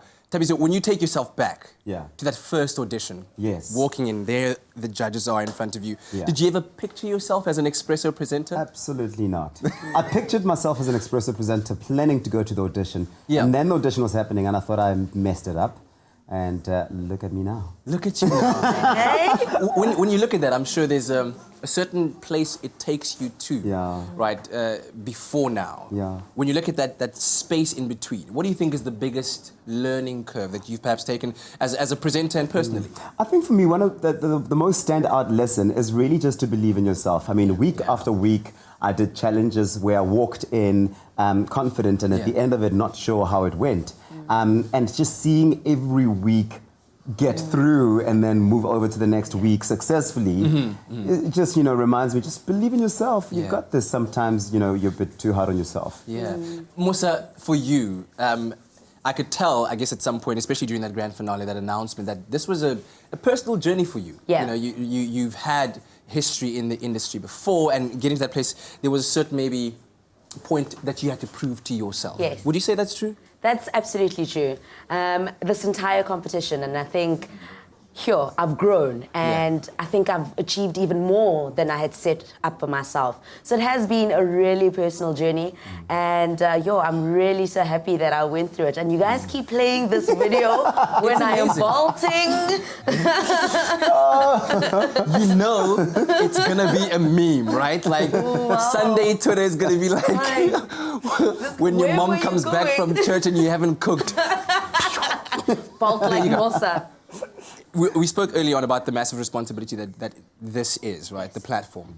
One thing that I think you have as a presenter, and that is your duty as a field presenter, is the ability to create stories and to think up stories and tell the stories of South Africans out there. What kind of stories are you wanting to tell? I want to tell real stories. And I know it sounds so cliche, real stories. No, not just real stories, but I want you to meet people that you would probably never meet. But obviously part of the SABC3 umbrella, not something outrageous. But things like that, like, entrepreneurship, events, young people, women, old people, elderly people. So, I mean, I've got a degree in film and television, so I'm more than happy if Patience Siemens is watching. I can write my own inserts. I can definitely direct them too. A queen. A whole queen. She does watch the show. And I think you should really utilize that opportunity, especially given the skill set that you have, to creatively think up your own stories and use this as a platform of more than just being a presenter. Here I am waiting for the next script to happen for me. Make it happen for yourself. Absolutely. When we reflect back on Presenter Search on 3, what were some of your favorite and best moments of the season? Well, I think for me, definitely the Expresso takeover and the top billing takeover, because in that time, you're like living your dream out. You know what I mean? And that was really beautiful because it felt real. And it was real. Look, for me, it was interviewing Prince KB. Hi, show me. How you doing? That was one of my favorite moments. And I saw him at the airport on my way here, and he's like, "Are you starting your job?" I'm like, "Yeah." He actually spoke to you. He remembered you. That's amazing. He did. He remembered me. Did you swap numbers? No, he remembered a lot of things. A lot. What, you swapped a lot of things? No, I mean, I'm trying not to answer that question. I'm like, we must have swapped a lot of things, but not numbers. Smiles, we swapped smiles, hugs, and yeah. All right, and then I'm looking at some of this footage, Thabiso, taking us back to your final challenge on the island. It must have been incredible. There's the bat cave, there's the helicopter ride, challenging some of your fears, yes, right? Absolutely. I think the one thing nobody mentioned to me walking into this competition is that every time you're on TV as a presenter, it's an opportunity to be humiliated. And it's just embarrassing all the time. But I think I've got to face my fears. I was fighting bet. I was, challenged by a pilot who decided to flip the helicopter with me there. Yeah. I just thought, wow, no one tells you might actually die presenting. And that happened, babe, Look, if there's a way of dying, it's the best way of dying, absolutely. But you handled it with such poise, with such grace. Oh, there it is! In your face! Once again, we are here for the memes, guys. We are here for the memes. That's a good one. I'm going to use that one. Yeah, but listen, thank you very much for the wonderful entertainment that you provided, and we are looking forward to walking every step of the journey with you as the SABC3 family. You are so worthy of this stage, and it is all yours indeed. Thank you. Thank you. Wow, wow. All right now it's time for us to take a look at the early morning headlines. Leanne. Thank you so much, Kat. In the national news this morning, Higher Education Minister Naledi Pandor says there is a need to find a new model to fund education in the country. She says the country's faltering economy is deterring the education sector from fulfilling its mandate to empower students. A 100,000 Rand reward has been offered for any information regarding the arson attacks on trains in Cape Town that could lead to the arrest and successful conviction of the perpetrators. Arson damage to trains over the past 4 months has amounted to approximately 50 million Rand and at least 210 million Rand over the past 5 years. On the international front, clergymen led prayers for peace as Zimbabweans yesterday went to church for the first Sunday service since last week's historic elections, which were marred by deadly violence and fraud claims. The violence, in which 6 people died, has sparked international condemnation. And then finally, Venezuelan President Nicolas Maduro has survived an assassination attempt involving explosive drones. Live footage shows him suddenly looking upwards, startled, and dozens of soldiers running away. Well, that was your 7:30 news update. Here's another look at what's happening in the world of sport with Graham.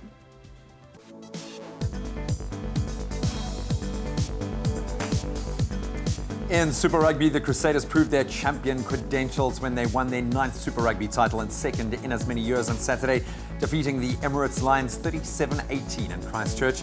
And on to cricket, maintaining their momentum, the Proteas clinched their 5-match series against Sri Lanka with a dominant 78-run win in Palakkala yesterday. The next ODI scheduled at the same venue this coming Wednesday. On to football. Wits enjoyed the biggest win in the start of the PSL 3-0 over Free State Stars, while Pirates keeper Wayne Sandilands will want to forget possibly the blunder of the season already in their 1-1 draw with Highlands Park.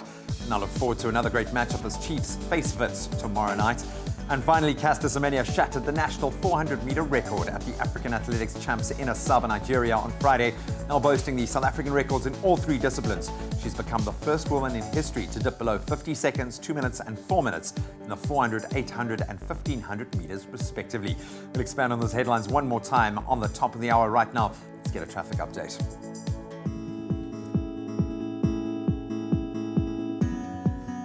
Well, let's quickly look at the roads in the Western Cape and Bellville. There's some congestion. This is on the N1 inbound, and it's between Jip de Jager Avenue and Marine Drive. The average speed is only 25 kilometers an hour. You can expect delays of up to half an hour. Then in Gauteng and Highveld, on the N1 southbound, there's also a 33-minute delay between John Foster Drive and New Road with an average speed of only 20 kilometers an hour. I'll have a final traffic update for you at 8 o'clock. Quality fuel, convenience and service with a smile. Whether it's to fuel up or stock up, Caltex, it's how you get there. What an absolutely beautiful sunrise you have in the mother city this morning. Rather chilly though, but it looks like most parts of South Africa can expect a chilly start to your Monday, and some rain expected as well over the Western Cape area. Scattered showers at that. Polokwane this morning on 12 minimum, your maximum a nice and hot maximum of 29. Mbombela 10.24, Pretoria 11.25, Johannesburg 9.24, Mahikeng on 8 minimum, your maximum 26, Klerksdorp 7.25, Kimberley 2 minimum and a maximum 20, Bloemfontein -2 and a high of 18, Richards Bay 15.22, Pietermaritzburg 6 and a high of 21, Durban 13.21, Mthatha 4.20, East London 9 minimum with a maximum 21 degrees, Cradock around 0 this morning with a maximum 19, Port Elizabeth 9.20, George 7 and a high of 20, Sutherland -2 this morning and staying cold with a maximum 9 degrees, Cape Town 7.14 with some rain expected, Worcester 2.14, Springbok 3 and a high of 15 degrees, and Uppington 1 minimum reaching a high of 21 degrees. And that's a wrap of your weather and your temperatures for the 7:30 bulletin. We'll bring you a final update just after 8. Well, a healthy life is not possible without a healthy heart. And Professor Pamela Naidu, CEO of the Heart and Stroke Foundation South Africa, is back in studio this morning to talk to us about heart disease prevention and how we can look after our hearts a little better. Did you know that 80% of heart disease and strokes can be prevented? Being overweight can increase your risk of heart disease. So one way to look after our heart's health is through diet. And of course, choosing something like jungle oats, which actively promotes heart health, is a great choice. Now, a month ago, we had Professor Pamela Naidu in studio, and we decided to bring her back to chat to us about heart health and what we can do to make sure our tickers keep ticking like they should. Professor Naidu, so good to have you in studio again this morning. Let's start at the beginning. What age should we be focusing on heart health and why? What is the right age to start thinking about that? Yeah, that's a lovely question. I like that question. Yay! Because I think that we forget that actually a healthy heart begins in utero. So it's actually parental responsibility too. So it's, you know, really what the mom eats and, of course, tobacco smoking and all the holistic stuff. But actually what you eat while you're pregnant is also very important. So I would argue that from birth you should be really worrying about a child's heart health, because we're finding that obesity rates amongst children is increasing dramatically around the world, including in South Africa. And of course, you know, the more obese or overweight one is, whether it's a child or an adult, the more problems you're going to have. And then it's a cumulative effect. So if you've got, you know, if you're eating unhealthily from a child, from that age, into your adult years, the cumulative effect of unhealthy eating is really going to give you a very bad heart. So it starts really at the beginning. It starts at the beginning. No pressure, parents, but it all starts with you. What are some of the other factors that lead to an unhealthy heart? Right. So I think a simple rule for those of our viewers out there, if you look at just health, individual health, 20% to 30% is linked to your genetic inheritance, you know, your predisposition. So perhaps there's heart disease or stroke or cardiovascular disease in your family. That's only 30%. 70% really does relate to your lifestyle factors, but lifestyle is also very loosely used. So what do we mean by that? There's a couple of key things that one should remember. Keep your cholesterol levels in check. So like you said, eating a product like jungle oats for breakfast with your fruit and your dairy like yogurt and so on is great. And then over lunch and dinner, you should then proportion all the different colors of veg and a protein portion. And some vegetarians, you know, they're very good at knowing where to find their protein. So you should do that. And then additional factor is obviously physical inactivity. So if you take the combination of factors, physical inactivity, high blood pressure, so hypertension, it's an absolute killer as well. And then the last but not least is tobacco smoking. So even one cigarette is a no-no. You know, you can reduce salt in your diet and reduce sugar, but there's no such thing as saying, Leanne, if you're smoking 5 cigarettes, you should actually be smoking 1 instead. It's actually 0.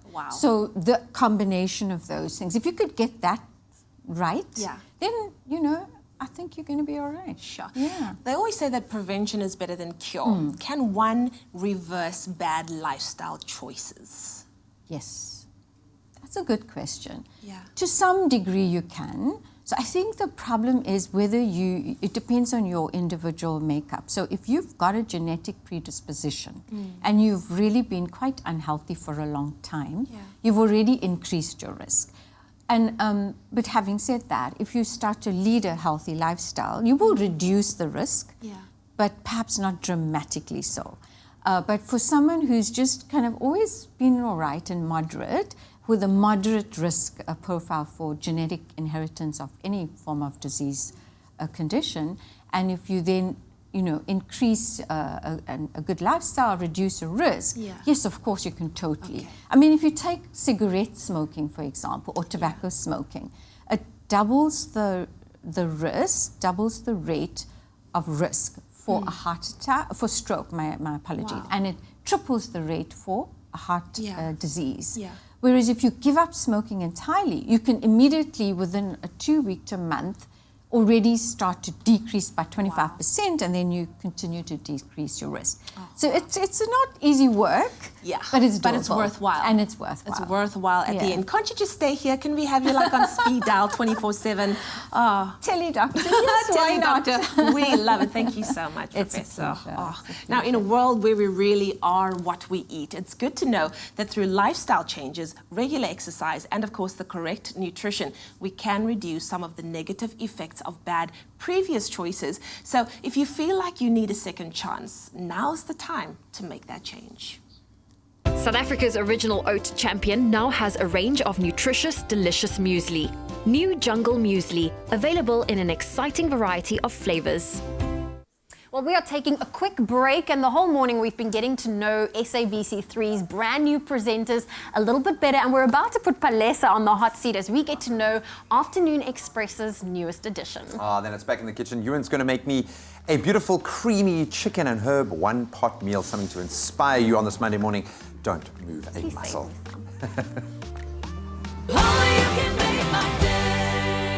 Decorex Joburg, Africa's premier decor, design and lifestyle exhibition, is back from 8 to 12 August at the Gallagher Convention Centre in Midrand. Visit the SABC3 stand this Saturday, 11 August, and meet the winners of Presenter Search on 3. You'll get the latest decor insights from 2017's Winner Home Design Duos, and we'll give you the scoop on the new season that starts airing from Thursday, 20 September at 7:30 p.m. SABC3, the stage is yours.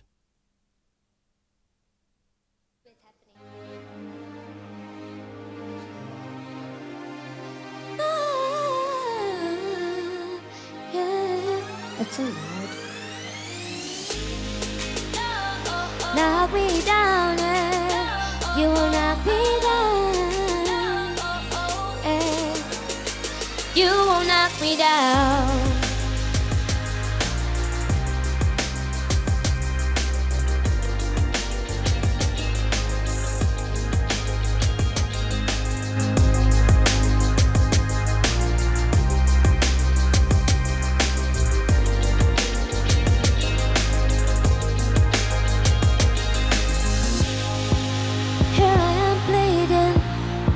But I'm still standing, got my feet on the ground, gotta take another round.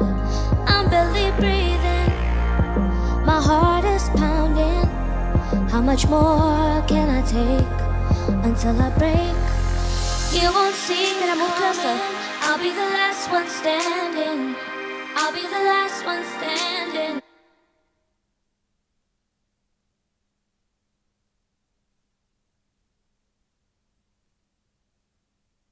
It's my feel-good breakfast show. Welcome back to your feel-good breakfast show, and it certainly is a special Monday as we have Thabiso and Mosa, the newest Expresso presenters, with us on the couch. Yeah, that's right. Well, it's time for us to catch up with what's happening in the world of international entertainment news. Demi Lovato, you guys, a whole 12 days after, of course, her drug-induced situation, has finally broken her silence for the first time following her overdose on the 24th of July. So she wrote an Instagram post and she basically said, I have always been transparent about my journey with addiction. I've learned that this illness is not something that disappears or fades with time. It is something I must continue to overcome and have not yet done. She says, I thank God for keeping me alive and well. And of course, she says, I thank my family, my team, my staff at the hospital where she was, and of course, all of my fans as well. So this was really beautiful, but I'm glad that she says she's going to continue. She says here, I will keep fighting. And she even put a little heart on the end. I think that, you know, this kind of opened up our eyes to the fact that this industry, and the entertainment industry is not any more special than any other industry. There are pressures involved. But because it's such a public one, you know, people tend to kind of just want to put on a facade that everything is okay, but meanwhile back at the ranch, not so much. Sure, but speedy recovery. Yeah, and I must say, it's really awesome seeing so many people and so many of the other celebrities coming through and supporting her. You know, there's been so much love that we've seen. It's encouraging because it's stuff like that that happens and encourages you to continue fighting and know that you're not alone in this. And the first step is actually admitting it. So she's halfway there. 100%. Halfway there. So we wish her all of the best. And of course,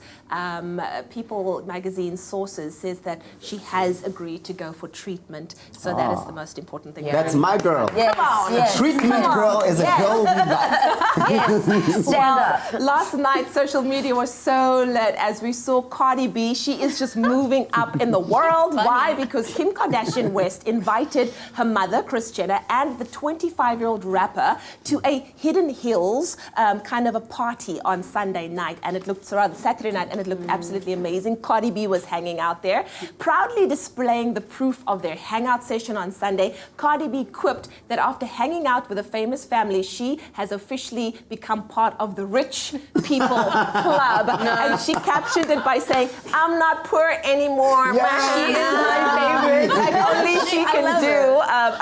And of course, she added that her time in the house yielded one potentially lucrative opportunity. She says, "P.S. I'm selling one of Kris Jenner's napkins on eBay." And Kris Jenner then responded by saying, "Yes, and I get 10%. She is such a businesswoman. I know. Such But I love that they're just hanging out and all just having fun. It makes them so much more real, Yeah, you know, it does. kind of thing. That is so funny. Didn't they buy his and her Lambos? They did. Didn't Cardi B do that? They did. So she has been rich. I think some people just need to find, how do you define poor? Please let me know. Yeah, because if that's poor, then I don't know, I'm poorer than poor. Then I don't exist. I was never even born. Look, I'm not here. We're just invisible. Thank you for that. That was your international entertainment news this morning. Well, from international entertainment news to some of the hottest local entertainment news, we're joined by one of the brand new faces on SABC3. Palisa Tembe, ladies and gentlemen, is in the studio. Of course, the newest member of the Afternoon Express family. I mean, how crazy is that? When you hear it like that, that's now your new introduction. Like, oh, I'm one of the anchors of Afternoon Express on SABC3. Palisa Tembe, hi, nice to meet you. I can't believe it. I just kind of feel like being a part of people's everyday routine is like mind-blowing to me already. Just from Presenter Search, so many people have come up to me and spoken to me about like how inspirational they feel after watching each show. But now I have that impact every single day. Absolutely. From Monday to Friday at 4:30. Wow. There we go. That was a great segue. Nice plug. That was a nice plug there. And listen, can we just talk about the heart-in-mouth moment that you experienced? Because you nearly didn't make it to Reunion Island. Please just explain to me what happened, because I heard it somewhere and I was like, whoa, what's going on? That was like, even still to today, I hate talking about that experience. Worst time of my life. So my passport was flagged by someone who knows who, when, how, and why, as reported lost or stolen or something like that. Okay. So through investigation, people feel like it was either attempted identity fraud or just a typo. It could have come down to a simple typo. My dreams, my entire prayer, the whole 3-month journey, to something so small as a passport error. So I had to apply for a brand new passport. From scratch. But shout out to Department of Home Affairs because I got it in under 24 hours. That's incredible. Thank you so much to the Department of Home Affairs for making that happen. And so then you were able to continue the journey. And throughout the journey, did you feel yourself change, grow, evolve in a way? Yeah, I am a completely different person. I'm a completely different presenter. I feel like with the help of the crew and the judges, I've refined myself so much more. I mean, oh, what a throwback. Who is that girl? I know. What? I've enjoyed every single moment of my journey. And yeah, I feel like I've grown so much emotionally too as a human being. I'm so much stronger. And you know, this skin is pretty thick now. Yeah, and it needs to be. And you talk about emotional growth, right? And that's such an important thing, emotional awareness in the space that you're going to be, because, you know, Afternoon Express is a very talk-heavy show. You're going to be engaging in some real topics. Tell me about what it feels like to have Jeannie D, who was your judge, and now you're going to kind of be on the same level with her. The playing field is even. Now you are co-hosts on the show. Does that play in your mind a little bit? A lot. Yeah? Every day. I was actually speaking about it on my 5FM interview that I'm still shook that Jeannie tweets me. That she like even... That cup was shooketh right now. That they even know my name. I'm still in awe at the whole process of it. And now, today, this afternoon, I'll be standing next to her and Bonnie. Yes. Presenting. It's still like a crazy moment for me, but I'm going to look at them as older sisters and mentors to kind of guide me as to the journey that is entertainment and afternoon TV. Absolutely, yeah. And of course, you'll also be bringing your own personal energy and Trust me. spice into it. What is that? What's that flair that you're going to bring into the Afternoon Express studio? I feel like I'm very now urban youth. I am down with all the lingo, you know. I always make up my own words. So I think I'm going to bring the Bali dictionary into Afternoon Express. And I mean, you either get in or fit in, you know. Could you please make that a segment on the show? Just like, all it needs to be is like 30 seconds. 30 seconds of like the daily Bali dictionary. I agree. Do you have a word for today? I think my word for today will be, I'm going to steal a little bit of a bootylicious, but a Balilicious, because it's my first day on set. So I have to, you know, whether it's in the kitchen or on the couch, I got to be Balilicious with it, you know. Okay. You can catch all of that Balilicious on Afternoon Express this afternoon between 4:30 and 5:30 p.m. on SABC3 as this young lady starts an incredible journey. Congratulations. Enjoy every step of it. Thank you, will do. Well, in your honour, we're going to whip up a palelicious meal. It's time to get back into the kitchen. We're going to create something that's creamy, that's beautiful, and it's dedicated to all the amazing women in our lives. Of course, Like it's Women's Paxton. Month, building up to Women's Day. So, Paxton, I hope you're ready to... We won't make you work too hard, okay? But Ewan is an aficionado in the kitchen, and we're going to be using our Be Well lemon flavour, lemon-scented, lemon-tinged canola oil to cook it to bring a completely different flavor. But this is a one-pot meal, so it's all in one pot, yeah? And this is great, man, for the gents, especially if you want to whip up something delicious and something hearty for the special lady in your life. Or maybe if you're a lady out there and you don't want to spend hours in the kitchens, but you're seeing it's a special month as well, you know, you can cook up something really delicious and hearty as well. So, Paxton, so what I've got in here, I've got some onions that we've glazed, right? And some ready cooked chicken that we kind of just shredded in there. So once again, let's say nice if you've got like you had a roast over the weekend, a little bit left over. And you have leftover, you can put this in, you can make a roast separately as well to prepare for the next day as well. So we cook that down, very, very easy. Now, if you don't mind handing me some mushrooms that we just have thinly sliced, and you can actually pop it in there for us, all of it. All of it. Remember, mushrooms are going to cook down. There we go. There you go. That's it. That's perfect. And then I've got some garlic on that side as well. Here we go. Just pop some garlic in there for us. Everything? Everything. And I know you've got a lot of complementary flavors in there, but that lemon and the chicken. On that note, we got our canola Be Well zesty lemon. I'm just going to pop another squirt in there because this is what's going to add some nice flavor to it as well. Now, so once that is in, the rice goes in next, Paxton. Everything. So this is going to give it some nice body. Yes, you're going to cook the rice. You'll see now. And then, chicken, whilst it's in there, now we have some stock on there. Now, you can either use veggie stock or chicken stock. We have some chicken stock over there. All of that goes in there. Everything? Everything. Well done, Paxton. You're smashing Because remember, now the rice is going to absorb all of that beautiful flavor. It's going to cook. Oh, yeah. So we're going to fast forward things a little bit. So normally you would wait until the rice is fully cooked before you move on to the next step. Time dissolve. Exactly. So we've got some herbs on that side because this is a chicken and herb one pot wonder. So we've got some parsley and some thyme, if you don't mind me throwing that in there quickly. We know that thyme, sage, absolutely champion with chicken. Absolutely. Perfect complement. Some greenery. And then we also have some cream on that side that you want to throw in. Nice. So once again, you can see how quickly this comes together. The keyword is Be Well. SMS that to 33728. That's Be Well to 33728 to get your hands on the recipe. You can check it out on our website as well, expressoshow.com. That's it. And then also just a dollop of our Be Well thick and creamy mayo. Just pop a spoon just there. to make it extra decadent. I like that little beautiful assistant display to camera. Yeah. So just a spoon, like a nice big dollop of that. Don't hold back, dude. Dude, you just need a little bit because it is thick and creamy already. And now you cook this down. And once you've done that, it comes out looking like that. Very easy. And then, Graham, if you don't mind, just you see some lemon wedges on that side. Just take one and just kind of drizzle it over. Try not to. Bam, because it goes so well with the herbs and that spicy that sauce. And there you have it.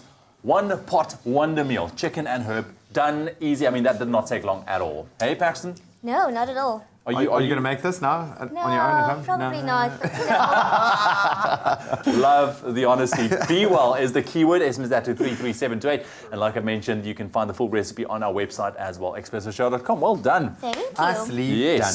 Booyah. The smells in that kitchen have my appetite going off. It's a lot of fun on the Expresso studio this morning. Paxton is still in the house and she's going to be performing one of my favorite songs off her latest album, Angifuni. Ooh. Last one standing. You need to catch that. Yes, do not want to miss out on that. And then we're also talking relationships after the break. We have celebrity psychologist Charissa Bloomberg in studio, and it's all about breaking the news to your teenagers that you're heading for divorce. So we'll unpack that after the break. Our lines are also open, so feel free to call us. That number's 021 430 9881. We'll see you after the break.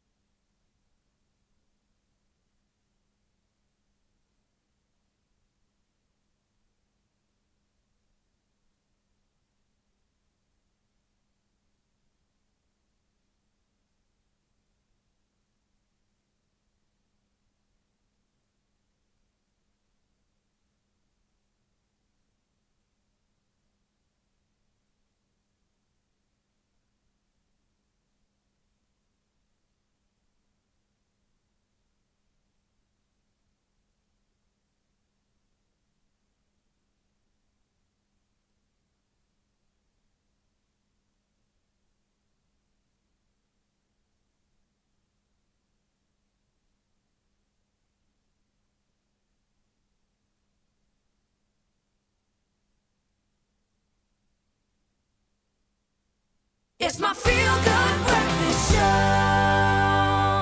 Happy birthday, a very happy birthday to you. Welcome back to your Feel Good Breakfast Show. It's a Monday morning, and just like every day, Paxton, millions of people around the world celebrate their birthdays, and you could be one of those. When is yours, by the way? Mine is actually the 17th of September. Okay, so we're still getting into it. In springtime. Definitely. Okay, well, on that day, we will wish you happy birthday. But today, you might be celebrating your birthday with some pretty cool people out there. Robin van Persie, that name ring a bell to you? Yes, just say yes. He's a very, very famous soccer player. Oh, anyway, he's turning 35 years old today. He's a Dutch football player who played, of course, for Arsenal in his greatest years ever, and then joined Manchester United, as well as playing over 100 times for the Dutch national team. And he also helped them to reach the final of the 2010 Soccer World Cup here in South Africa. That's what he looks like. That is a very famous goal that he scored when a chip came over, I think, from Ian Robben, and just as an instinct striker, he lunged at it and over the keeper. That's a great shot. It's a great shot. I'd agree with that. Also, Andy Warhol, very, very famous artist across the world. There he is on the 6th of August today. He would have been 90 years old. Wow. You'd know some of his artwork that looks like that. You'd see different kind of spreads of the same picture in different forms of colours that are put out there. That's what he's known for. So happy birthday. What would have been his 90th birthday. And if it's yours, we were going to do a little rendition of happy birthday for you, but we do have one more birthday to celebrate as well. Oh my word, Body Fibers! Body, one of our directors down in the control room. Happy birthday to you, man. Wow, we don't celebrate our people enough. We should do it more. So I'm gonna give you the bass line. Okay. Try and do the bass line of your latest single, and you're gonna sing happy birthday to it. Okay, okay. okay. So let's. I wanna wish you happy birthday. Yeah, I wanna wish you happy birthday. Hey, listen, give it up for Paxton Phillips right there. Celebrating your birthday, and have a wonderful day. Let us know, of course, if you are celebrating a birthday, you have a family member who's celebrating a birthday, do so on social media so we can have you right here on your Feel Good Breakfast Show with Paxton singing happy birthday for you. Nice one. Thank you. And in your national news, Higher Education Minister Naledi Pandor says there is a need to find a new model to fund education in the country. She says the country's faltering economy is deterring the education sector from fulfilling its mandate to empower students. Pandor was addressing the National Executive Committee of the South African Union of Students Induction and Strategic Workshop in Johannesburg. She said her interventions have been to improve the system to ensure that it is able to serve the needs of students. A 100,000 Rand reward has been offered for information regarding the arson attacks on trains in Cape Town that could lead to the arrest and successful conviction of the perpetrators. The reward is being offered through the Western Cape's Department of Community Safety. Western Cape Premier Helen Zille says arson damage to trains over the past 4 months has amounted to approximately 50 million Rand and at least 210 million Rand over the past 5 years. Now moving further abroad, clergymen led prayers for peace as Zimbabweans yesterday went to church for the first Sunday service since last week's historic elections, marred by deadly violence and fraud claims. Religious leaders in the Christian majority country called for calm after troops in Harare had opened fire on demonstrators protesting alleged electoral fraud and killing 6. President Emmerson Mnangagwa has insisted the elections were free and fair, vowing to turn a page on 37 years of iron-fisted rule under Robert Mugabe and revive the shattered economy. The post-election crackdown has sparked international condemnation. And then finally, Venezuelan President Nicolas Maduro has survived an assassination attempt involving explosive drones. Maduro was speaking at a military event in Caracas when the alleged attack occurred. Live footage shows the president suddenly looking upwards, startled, and dozens of soldiers running away. He blamed Colombia for the attack, something denied by Bogota as baseless. 7 soldiers were injured and several people were later arrested, the Venezuelan authorities said. Attorney General Tarek William Saab said those arrested would be identified today and their punishment would be ruthless. Well, that was your 8 o'clock news update. Here's a final look at what's happening in the world of sport with Graham.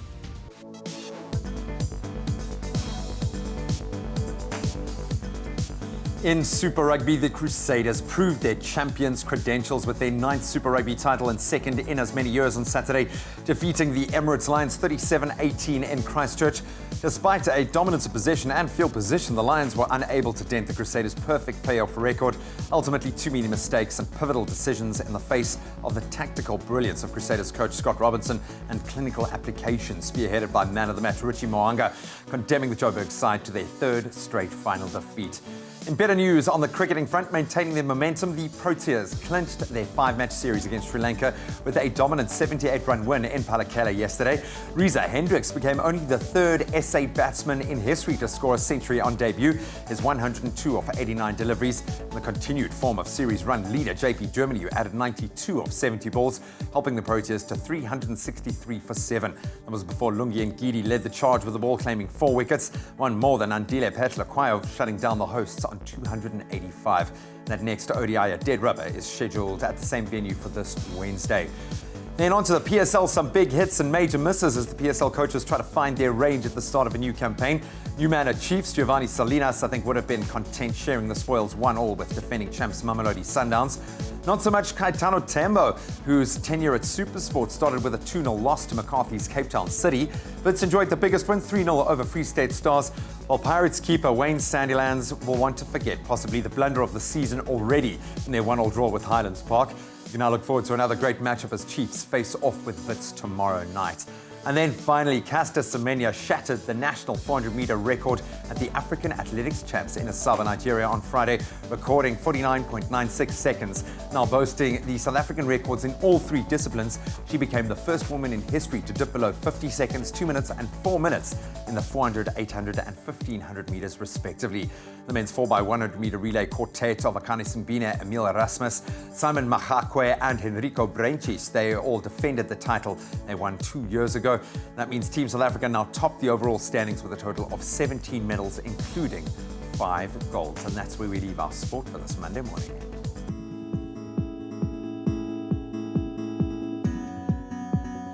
Well, let's take a final look at your roads in the Western Cape and Athlone. There's some congestion. This is on the N2 inbound between Jakes Gerwel Drive and the M3. An average travel time of 22 minutes can be expected. Then in Gauteng and Melrose, a pedestrian's been knocked down, and that's on the M1 northbound near Athol Oaklands. It's causing more than 30 minutes delay from the Golden Highway, so allow for some extra travel time this morning. And that's where we leave your roads on your Feel Good Breakfast Show. Don't fear the flu. Boost your immune system with Effaflu C Immune Booster by Pharmadynamics. Effective, affordable healthcare. Just after 8 o'clock, let's quickly take a last look at your weather and your temperatures going into your Monday. And it looks like chilly temperatures are expected across South Africa this morning, with a chance of some scattered showers across the Western Cape as well. Your temperatures for the last time: Polokwane on 12 minimum, reaching a high of 29 degrees today. Mbombela 10.24, Pretoria 11.25, Johannesburg 9.24, Mahikeng 8.26, Klerksdorp 7.25, Kimberley 2 and a high of 20, Bloemfontein -2, reaching a high of 18 degrees, Richards Bay 15.22, Pietermaritzburg 6 and a high of 21, Durban 13.21, Mthatha 4 and a high of 20, East London 9.21, Cradock 0 this morning with a maximum 19 degrees, Port Elizabeth 9.20, George 7.20, Sutherland starting off on -2, staying cold with a maximum 9 degrees, Cape Town 7.14, Worcester 2 and a high of 14 degrees, Springbok 3.15, and Uppington on 1 minimum, reaching a high of 21 degrees. That's a wrap of your weather and your temperatures for your Monday morning. So Blue Route Mall has given shoppers the chance to win big in a really cool new competition. Shoppers who have spent 250 Rand or more have been automatically entered into the competition and stand a chance of being one of the 10 finalists who will be competing for one of 2 brand new Kia Picantos valued at over 130,000 Rand. How awesome is that? Now, today, Blue Route Mall will be drawing the first set of 10 finalists who will be competing for this amazing prize. And if your name has not been selected, fear not, as round 2 of the competition is still happening at Blue Route Mall. So keep shopping and listen out for the next draw that will be taking place on the 27th of August. But wait, that's not all. Viewers and shoppers can still win some pretty amazing prizes and vouchers just by visiting Blue Route Mall on Facebook, and that competition closes on August the 26th. But you can find all of the terms and conditions that apply on expressoshow.com. All right, well, it's time for some more music on this Monday morning with Paxton Feely's our guest artist. So great to have you in the studio. And of course, exciting news that her brand new album, debut album, This Is Me, is out. Check it out. It's available online everywhere. And you can also see her on the 9th of August at the Emmarentia Dam at the Celebrating Women in Concert, right? Yes. Absolutely beautiful. And right now, a song that will be your Monday motivation. It's called Last One Standing.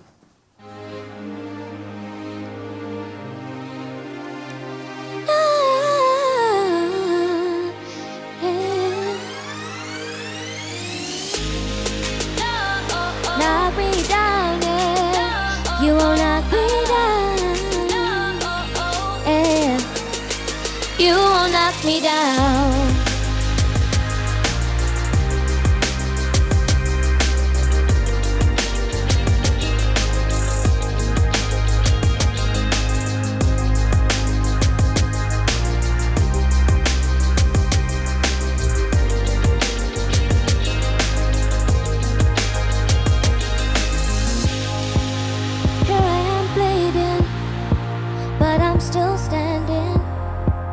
Got my feet on the ground, gotta take another round.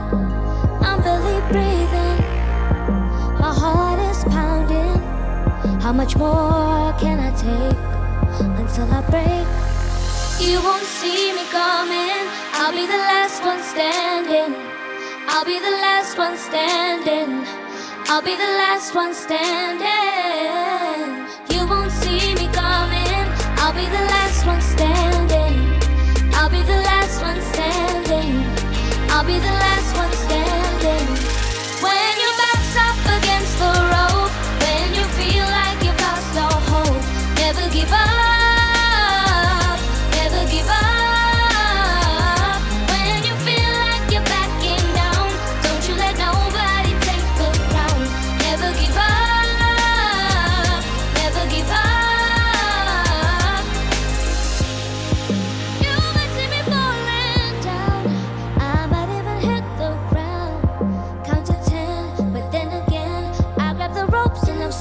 breathing, yeah. No, I'll never stop believing, yeah. You know I ain't never leaving, yeah. Not until I win, not until the end.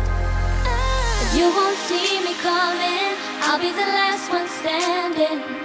I'll be the last one standing. I'll be the last one standing. You won't see me coming. I'll be the last one standing. I'll be the last one standing. I'll be the last one standing. When your back's up against the rope, when you feel like you've lost all hope, never give up, never give up. When you feel like you're backing down, don't you let nobody take the crown. Never give up, never give up. You won't knock me down. No, oh, oh, oh. No, oh, oh, knock me down, yeah. No, oh, oh, knock me down, yeah. You won't knock me down. No, oh, oh. No, oh, oh, no, oh, oh. You won't knock me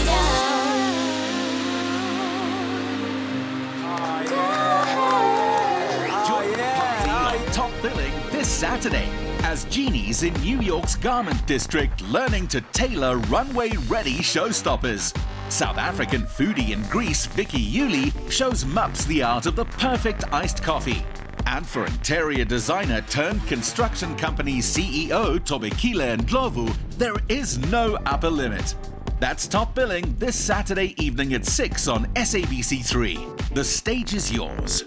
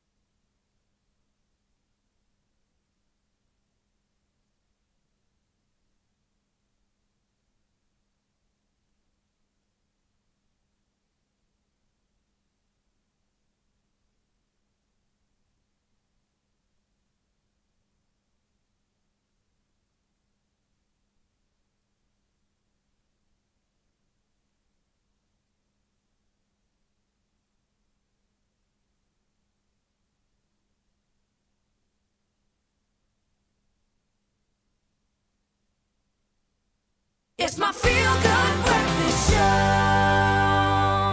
Welcome back. It's a Monday morning. We're live, large and in charge on your Feel Good Breakfast Show, Expresso on SABC3. And of course, it's that time of the morning that we start speaking about relationships. And today's topic, a very important one concerning families. And we're talking about how to handle the understanding that your teenage children might have about what is happening in your relationship, the dynamics of it, especially if you're undergoing a divorce, a very difficult time for any family to handle, let alone for the children who most often bear the brunt of such negativity. And how do they navigate navigate that into their own future relationships. That's right, and that's why we have celebrity psychologist and CEO of Hidden Dimensions, Charissa Bloomberg, joining us this morning. And of course, we are also opening up our lines 021-430-9881 as we tackle a very difficult topic when it comes to introducing the notion of divorce to your teenagers. Yeah. Thank you so much for joining us this morning. Thank you. I'm so excited to be here. Yeah. So how does one go about handling it when you have teenage children? Is it to be assumed that they can, or they're better equipped to understand the complexities of relationships because they are children, or do you treat them exactly as you would younger kids? That's quite a loaded question. So let's just go back that 1 in 2 marriages end up in divorce. So we're talking about thousands of children exposed to divorces. And each child handles it differently, depending on their age, their background, their maturity, and also the level of conflict with the parents. Now, here's the thing. Teenagers are going through hormones, they're rebellious, they're at that stage, they're testing the parents, but they're more easily able to verbalize, what they're going through, whereas the younger children can't do that as much. And for the younger children, they tend to become more clingy, and then adolescents tend to actually pull away and find their own friends and so on. So it really depends, but adolescents, possibly because they're more verbal, as we know. Okay, so it's definitely a tricky situation, and like you say, going through adolescence, it has its own set of emotions and its own, things happening. Do you think when it comes to parents telling their teenagers, we are deciding to separate and having a divorce, will that change the teenagers' view on relationships or even their self-image? How would that affect them? It does. Telling the children that you're getting divorced is one of the most powerful conversations that they're going to remember for the rest of their life, regardless whether it's smooth or conflicted. So yes, it will impact, and it can impact on their self-esteem as well, unless it's handled correctly. So the best thing that parents can do is actually keep the level of conflict down and do not argue in front of the children. And of course, how they cope with it as well. But children are known, and I'm from a divorced home, so I know, children are known to actually, they have negative concepts about relationships. So it can possibly be, and I'm not saying it always is, it can possibly be as they get older, they are scared of abandonment issues, they become too needy, they become, they don't want to commit. So we've got to be very careful of what perceptions they have that come out of the divorce. That's crucial. Okay, well, Charissa Bloomberg is hanging out with us this morning. If you've got a comment or a question surrounding our topic this morning, dealing with divorce and breaking the news to your teenagers, we'd love to hear from you. That number's 021-430-9881. And if you need help, during your separation or divorce, there is the Family SA. They've got a helpline that's national. It's currently on your screen, but you can also visit their website. That's famsa.org.za for more information, especially finding an office nearest to you. Clover Classic Custard, the creamy taste that takes you back. Made with love by Clover. All right, jumping into the kitchen once again with something absolutely delicious, something truly South African traditional. We're talking about Clover Classic Custard, Cook Sister, something sweet to start your week. And also we have something sweet in the kitchen this morning. The lovely Palesa, the brand new presenter of Afternoon Express, and Anel Potgieter as well. Ladies, good morning. Palesa. Good morning. Put it there, love. Put it there. Congratulations from my side. I haven't spoken to you yet, but what a journey. What a journey it has been. This girl has been rocking it from the beginning. She is phenomenal. So well done. Can I tell you something? This guy was with me in my very first audition, and I was wearing this dress. Yes, she was. So what a way to come full circle. Full circle. Here we are. Now we're making Cook Sisters. Something sweet. Something sweet. And I hear you love cooking. I do. I love cooking. Not sure if I'm too good at it, but I love it. I'm sure you're very good. Doesn't matter. With professionals in the kitchen, you're going to learn very, very quickly. Anel, take it away. How do we do this? Yes. Because these guys these are not your ordinary signs. No, dit is monster van 'n Cook Sisters. Monsters, Monster lovely. Cook Sisters. First of all, you have to make your sugar syrup for Cook Sisters. So it's sugar and water and cinnamon that you boil for about 10 minutes. So you put that in the fridge and let it cool. So that's step number one. So you want it to be cool. Yeah, it needs to be cool. And so the next step is to make the dough. And you need a dough like that consistency. So it's just flour, some egg. All right. Baking powder. Maybe this is the part, because whenever I think about Cook Sisters, I mean, when you buy them, they look awesome, and you're kind of scared to make them. And you think, like, but how do they make them? I don't know. It's so makkelijk. Is it easy? It's so easy. And then we're going to put some clover custard in to make it very all in the interesting. same mix. All in the same mix. You just mix this all together. Okay. Yeah. Okay. And you make a beautiful soft dough. Yeah. I gaan dit nou nie doen nie. You know this takes quite a while to Okay, put so you want to together. just bring it together You just bring it together. I'm going to add a little bit more of this. How long does this usually take for all the ingredients to like sink in together? A few minutes. Few minutes. Like a few minutes. So it's a few minutes. So you have a dough. Do you need to let it rest or rise, Yes. or do you have to? Yeah. It needs to go into the fridge for 2 hours to Okay. rest. Yeah. Right. So wat jy nou gaan doen, if you can roll it for my uit, Ewan, or Palesa. Palesa, I'm going to give you the thing here. Okay. That's I'm not much of a baker. No, you're good. I'll lend you a hand here. Thank you. let's get Teamwork makes the dream Get work. some flour on there. Hang on. Let's turn it around quickly. There we go. Go for it. See, I'm learning already. There we go. So you want it to be like 5 millimeters thickness. So you can roll Yeah, I a think little that's bit we're more. at about a centimeter right Yeah. now. If you want to get your hands on the recipe, the keyword is clover. SMS that to 33728 for Palesa. Can I give you a hint, Palesa, with rolling out? Please do. Sometimes you have to go that way and that way and that way and then that way and then not just the one way. No. I think this is exposing my skills already. No, your skills are perfect. This is how we learn. This is how we learn. Right? Yeah. So there we have it. Now. So now what you do is to cut it. Okay. So wat jy nou moet doen, you need to get that shape. Yes. Okay. Yeah. So what we're going to do here, ek gaan dit nou net so sny. I'm just going to use this one. Okay. Yeah. Cut it like that. Now this I want to see. Okay. Like that. And then you have to keep the edge there. Jy moet dit nie deursny nie. Okay. So you've got your 3 little strips like So that. kind of like how you braid hair. Yeah. Exactly, like you braid hair. So you do that.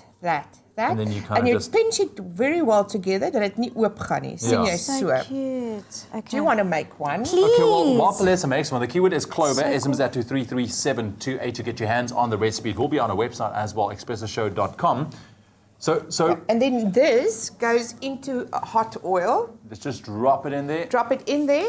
And it Till it's nice and golden. Yeah, till it's nice and golden. And then the big secret is to dunk it in here and keep it underneath. Okay. En dan kry jy jou koeksisters. We'll do that in just a second. In the meanwhile, that keyword once again is clover. SMS that to 33728. But if you missed any of the steps, here's a quick look back. Properly. Looking for the ultimate local sweet snack in town? Learn how to make proudly South African favorite Cook Sisters with this Clover Classic Custard Cook Sisters recipe. For this recipe, you will need half a cup Clover Classic custard, 3 cups cake flour, 1 tablespoon melted clover butter, 1 egg, 1.5 teaspoon baking powder, 3 cups sugar, and 2 cinnamon sticks. For the syrup, pour water into a pot. Add sugar, cinnamon sticks, and stir until the sugar dissolves. Simmer for 7 to 10 minutes, then cool in the fridge. For the dough, add flour to a bowl, add Clover Classic custard, an egg, melted clover butter, and baking powder. Mix well and knead into a soft dough. Refrigerate overnight. Then cut 3 strands into dough rectangles. Plate the strands and pinch the ends together. Next, fry in a touch of pride for 3 to 4 minutes until golden brown. Place them immediately into the cold syrup while they are still hot. Allow to cool and serve with Clover Classic custard. Fried and generously coated with syrup, this South African delicacy is as easy to make as it is delicious. Made with love by Clover. And the keyword once again is clover. SMS that to 33728 to get your hands on the recipe. I had to be a bit of a show off, and I made. Check out this guy. Check out this guy. I mean, is this not a UN-sized cook system? Drop it in there, Palesa. Okay. Drop it in there. Let's drop it in here. It's already smelling so good. I know, you get that smell. But it's still going to take a while, so I don't think we'll be able to show to dunk it in the So syrup. basically, we need to wrap up, guys. I know we're having way too much fun, but hot out of the oil into the syrup so that it absorbs, it kind of soaks up all of that sugary water and syrup with the cinnamon, and then you come out looking like this, and you dip it in some classic clover custard. Can I go and ahead? finish off. Do you want to go ahead? Yes. Vanessa, go for it. I want to see this. Pass me a piece as well, please. Oh, yeah, look at that. The keyword once again, clover, to 33728 to get your hands on the recipe. Let's dunk it. Come on, let's get the verdict here, guys. Sharing is caring. Clover Classic Custard, the creamy taste that takes you back. Made with love by Clover. Well, still to come on your Feel Good Breakfast Show, we continue our conversation on how to tell your teenagers about your divorce. And then I get to sit down and chat to the League of Extraordinary Gentlemen, SABC3's brand new presenters. Enjoy a moment in between with McAfee. See you after the break.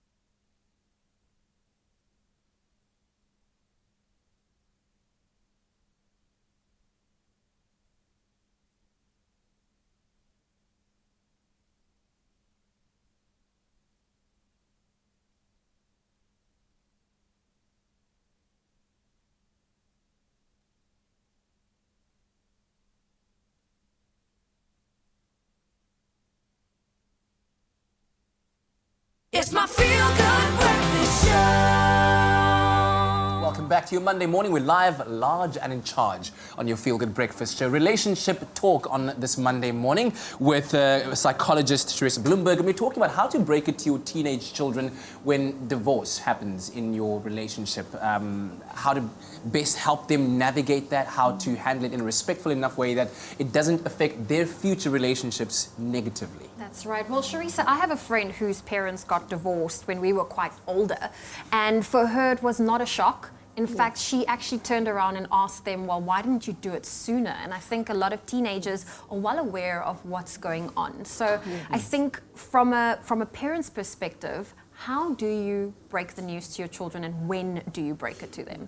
So that's very interesting because I also know of a couple and their children said to them, why did you wait so long? So how do you do it? Now it's very crucial. There is a right way to do it and that both parents should be present for a start. And if they can afford to, it would be amazing to have a counsellor or someone come there at the same time.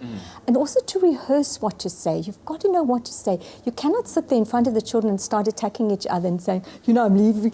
We're getting divorced because of your dad. He had an affair. You know, keep the conflict out of it. Don't sugarcoat it. And then tell them what will change and what won't change, what to expect. You know, you'll have visiting rights, how it will happen, some people want to know who's the animals going to live with, who am I going to live with, do I still go to camp?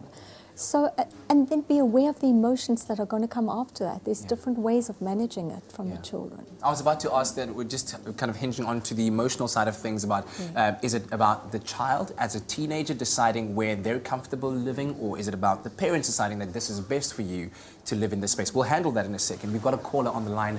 Anonymous, good morning. Good morning. Thank you so much for the call. What is your question or your comment? My question is, I've got a daughter. She's 19 years old at the moment, but she was 5 years old when I went through a divorce with her daddy. At the moment, she's got a problem with rejection. Whenever she asks her daddy for something, and then she's so fearful in asking him, then she would say, I'd rather not ask daddy and mommy because why? I'm scared that he's going to reject. So what do I do? It's not just her daddy, but often I see her also finding a fearful, how can I explain it to you, that she don't want to ask anybody else for anything because she hates rejection. How do I cope with her going into her adult life? Thank you for that, Anonymous. We really appreciate it. So it's, I think, about dealing with the negative effects of the fear of rejection that now emanated from the divorce. See, this is what we were talking about earlier about self-esteem and the impact that it has. I didn't quite get the age of the child. I'm assuming she's not a teen. She's now 19 and they got divorced when she was about 5. Yeah, so that self-esteem is impacted a long way, all the way through all the years. I think it's a thing about learning to be strong, learning self-esteem, learning confidence, and learning to be assertive, and learning that, you know, the parent still loves them regardless of what the father does or doesn't do. You know, because so often I also went through that. I thought my father left and I was so rejected and men are rejecting me and what did I do? And what do you learn? It's just one person who possibly didn't have the correct upbringing themselves. So we need to make her strong by learning assertiveness skills, by building her confidence, but learning that she is beautiful and it's okay if father is going to say no now and again. It's his issue. He's missing out. So we have to work on her and building her up and as much as possible. Okay. Thank you for the call. Thank you so much. Sure. And if you'd love to connect with us, our lines are open. It's 021-430-9881. Yeah. You were saying earlier on that it is very beneficial to have a psychologist as a mediator in between the two of you as parents going through this divorce and deciding what is healthy for the child and what is not. How much should the teenage child in that situation have as a weighted opinion? I.e., I want to go live with mommy, I want to go live with daddy, I want to go and do this and this. Because right now, the family structure as such is torn. So there's a lot of pieces that now need to be gathered up into bundles of joy, if you will. It's broken. The whole unity is broken. It is the end of something, but it can be the beginning of something new. So I've worked for many years with grade 11s, and I've worked with the divorce issue. And it puts the child in such a spot when they actually say, who do you want to live with? When parents ask that. When parents ask that, and then the child says, if I want to live with daddy, then I'm going to, you know, I feel guilty, and I feel like you don't love the mom, and I don't. So I don't think it's fair that the child should choose. Unless the child is absolutely adamant that they want to stay with one parent. And normally it should be the same sex parent, but ideally it doesn't always happen. Unless the child absolutely puts their foot down and there has to be reasons why, and we need to look at that. But it's not fair to ask a child to choose ever. That's just my opinion. But now comes the question, how should that then, in the best possible way, be decided? So it's normally with the mother. But then there's and here's the thing, when divorces get messy, then they're always bringing in the children and they say, well, you know, and you're trying to say, well, you can't live with your dad because he's going to be far away and you can't live with your mom. And you can't. So to keep all those emotions out of it, but normally it's with the same sex and normally courts love to say it's with the mother. But it complicates it if now the father's got issues with the mother or the mother's been... So that's why these emotions and conflicts have got to be kept very guarded. But I think the most important thing that we can glean from what we've had in the conversation and the calls we've taken in is to keep the conflict at an absolute minimum where the children are concerned. And I guess always to just focus on the well-being of the child. Yes. That's the most important. Exactly. You see, here's the thing about integrity. You know that I'm adamant about integrity and bringing it back. And it's about doing the right thing and always remembering integrity in the life, in your communication, in your parenting, to do the right thing all the time, regardless. Well, Charissa, thank you so much for joining us this morning. And we do have a helpline available if you are going through a divorce or separation and you need some help. Family South Africa, they're there for you, and that number is 011-975-7106/7. So if you can, that number is currently on your screen, but if you need further assistance, you can always visit their website. That's famsa.org.za, and you can find a regional office nearest to you should you need assistance.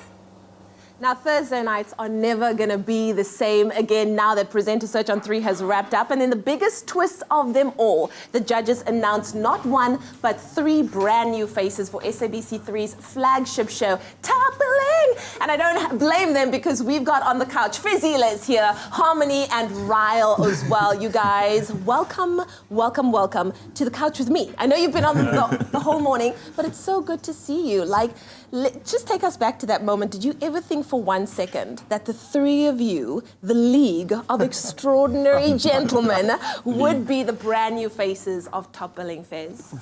It's, I mean, I don't know. It's always such a surreal feeling to think that I'm on Top Billing. I don't think it's really going to hit me until I'm like 60 and I'm reminiscing about my life. And I'm like, what? That was me. And then to have these 2 beautiful souls with me, I mean, life just keeps giving. It is amazing. And you Yeah. guys had such a great bond and such a great friendship. So it's really wonderful that you guys get to go into top billing together. But first, I'm going to start with you. You're a doctor by profession. Like labels, hello, come on now.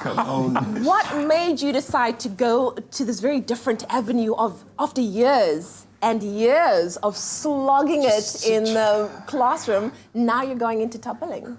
It's totally different. Yeah. I'll be very honest with you, and this is probably the most common question people ask me. And I think the biggest thing for me is that I do medicine not because I'm necessarily somebody who is very academically based or somebody who is inclined to cut things. Yeah. It's because I love interacting with people, and I love to be able to know what's wrong with you, help you, and still give you an environment where you feel like you're actually being heard, because that's where I felt things were lost when I was growing up as a doctor. You just feel very cut and paste. So this was a natural extension for me, going out, meeting new people, engaging, showing how much fun you can have in life. And you really are present in the moment. I mean, one can really see that on screen as well. So well done. Ryle, you are Mr. Adventurer, Mr. Athlete, Mr. Physicality, Mr. Earthbang, and we're available for it. Yeah. What are you hoping you're going to bring to top billing? I mean, I want to bring something new and fresh. I think, like you mentioned with the bond that we had, everything was authentic and real. And that's something that I kind of want to highlight in my presentation of myself being on top billing. I want to bring in that organic, adventurous spirit. So the clothing I wear is going to be organic or sustainably developed. There's going to be a real purpose in what I'm doing and a big story behind everything. So stay tuned for that. And I'm thinking more above anything else is just being real, true, raw, and bringing the love and the passion. That's all it is, Yeah, well, we're here for it. It's awesome. We're going to see Ryle in his most natural state most of the time. Is that going to happen? I hope so. Okay. I don't think your and my idea of natural is the same thing, but it's okay. It's okay. We're going to find out. Harmony, of course, your voice. Your voice, your voice. Say hello to the people, Harmony. Hey, how y'all Stop. Listen, like, it's not only the voice, it's the hair, it's the style. What are you hoping to bring to the show? I think the greatest thing about it is that I like being myself. You know, everyone else is taken, and I feel like God didn't create us to be someone else. He created us to be us, and that's what I want to bring across. That you can be you. You can be different. You can be the same as everyone else, and still have that unique thing about you that will stand out. So I think for me, it's just bringing the best of me, taking it all out, and hopefully y'all love it. Well, we already love it, and it's only been a few days since that announcement was made, but has it fully sunk in yet that you are a part of SABC3's most coveted and popular lifestyle show? I'm going to let that sink in. No pressure. I'm going to let that sink in. But you guys are amazing, and I cannot wait to see you guys on screen. It's going to be absolutely awesome. Well, there you have it. SABC3 Top Billing's brand new presenters. You can catch these three gentlemen, the League of Extraordinary Gentlemen, on Top Billing for a taste of the good life on Saturdays at 6 p.m. and then repeated on Sundays at 12 p.m. right here on SABC3. I think savour that moment. I think that's one of the last times you'll see the League of Extraordinary Gentlemen with their clothes on entirely. Now, it might look like harmony on the set, but the gloves are about to come off. Mosa, Thabiso, are you ready for the Omelette Challenge? Yeah. I hope they are. And then, of course, no one is prepared for a Monday dance-off. The Carters are here to put them through their paces. You're about to get your official induction into the family. We'll see you after the break.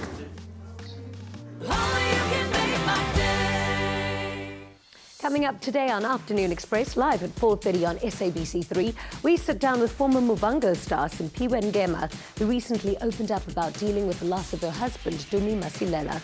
Plus, after weeks of grueling challenges and emotional eliminations, we meet all the winners of the Presenter Search on 3, including the newest addition to the Afternoon Express team, Palesa Tembe.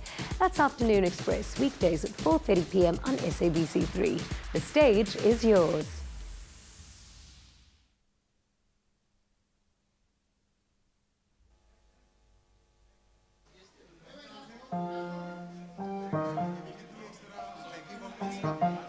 Cool, guys.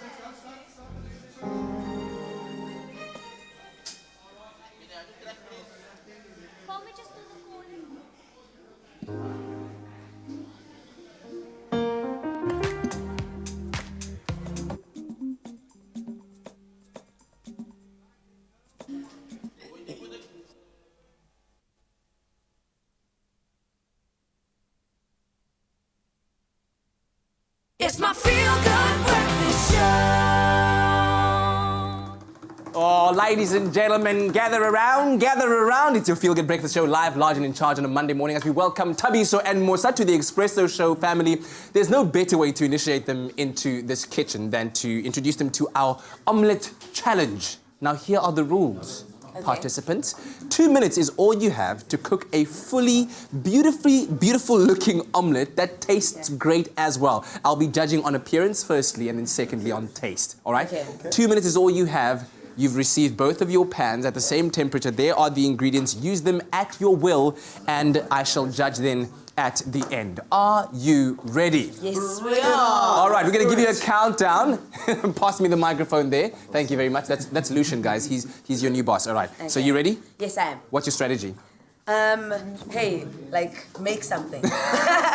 Wow. My Jamie Oliver is on. That's my strategy. Oh, you got an inner Jamie Oliver. All right, then here we go. 3, 2, 1. Start the clock. Let's go. The omelette challenge is on as we begin. It looks like they are very clueless right now. Mosa has never cracked an egg in her life.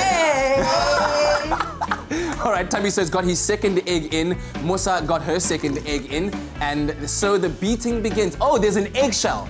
Eggshells are not allowed, Thabiso. All right, remember guys, you've only got 2 minutes. So for me, you're working slightly ever so slowly, but that's okay. Oh, my goodness. Okay. 1 minute and 30 seconds left. Thabiso realizes that there is some oil that he needs to put in. There we go. Mosa goes in with the milk. Thabiso just dripping in that oil. I don't know if it's too much, but okay. Remember, we want a beautifully presented omelette that tastes great too in 2 minutes. And I think you probably have about 1 minute and 15 seconds left. Okay, the eggs are in, the sizzle is on. Now comes the part where you need to make sure that egg is properly cooked. Oh, Thabiso, with the reverse Salt Bay. What is going on here? 1 minute to go, how's it going? I've got it. Thabiso, with 1 minute to go? I'm not sure how it's going, but I think it'll be delicious. It might not look good. Are you shaking or is that you? It will definitely be delicious. This is my in my element thing to do. So tell me, come on, Thabiso! Where did you learn that technique of pouring the milk into the pan while the egg is cooking? Well, you know, you always have to just switch it up a little bit, you know, just bring in a bit of your own flavor. I think at the end of the day, it's all going into the pan, so it might as well go in at different times to what it was used to. What's happening there, Mosa? Okay, shucks, I'm not quite sure. My Jamie Oliver's not coming through, but, all right. I've got something. Okay, I'm gonna get 2 plates quickly for the presentation. We're literally 7, 6, 5, 4, 3, 2, 1. Lady and gentlemen, please present your omelettes to the nation. Please plate. Please plate right now. Please plate right now. Look, there is something to show, you know? Get a close-up shot there of Mosa as she plates. Okay. Wow. South Africa.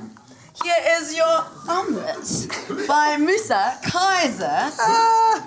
Thanks, Mosa. Okay, there we go. Like this? Well, all right, so here they are. I love how Mosa put her omelette, you hold onto this microphone, to the side as though that's going to make it look a bit more presentable. I'm looking for... I mean, if we're getting judged on presentation, then... Anybody with a fork? Anybody know where I can find a fork? It's fine. Presentation-wise, I would certainly say, okay, wow, I just noted something right now. There's a bit of char grill on yours, which could offer, you know, a bit of flavor. Yes. That little oil pool there, for me, Thabiso, is a no-go. So I'm going to go presentation-wise, Mosa, okay? So that's 1-0. 1-0. Taste-wise, I'm going to go just here. Yeah. Okay? Well. Hey. Hold on, it's not a done deal yet. Here we go, because we saw that reverse salt there. Oh! Delicious, isn't it? Taste-wise, Thabiso's definitely better. Presentation, it's a draw! It's a draw! Okay. And we're done. Nice one, guys. That's how you have it on live TV. But hey, that benage, yo, I don't know.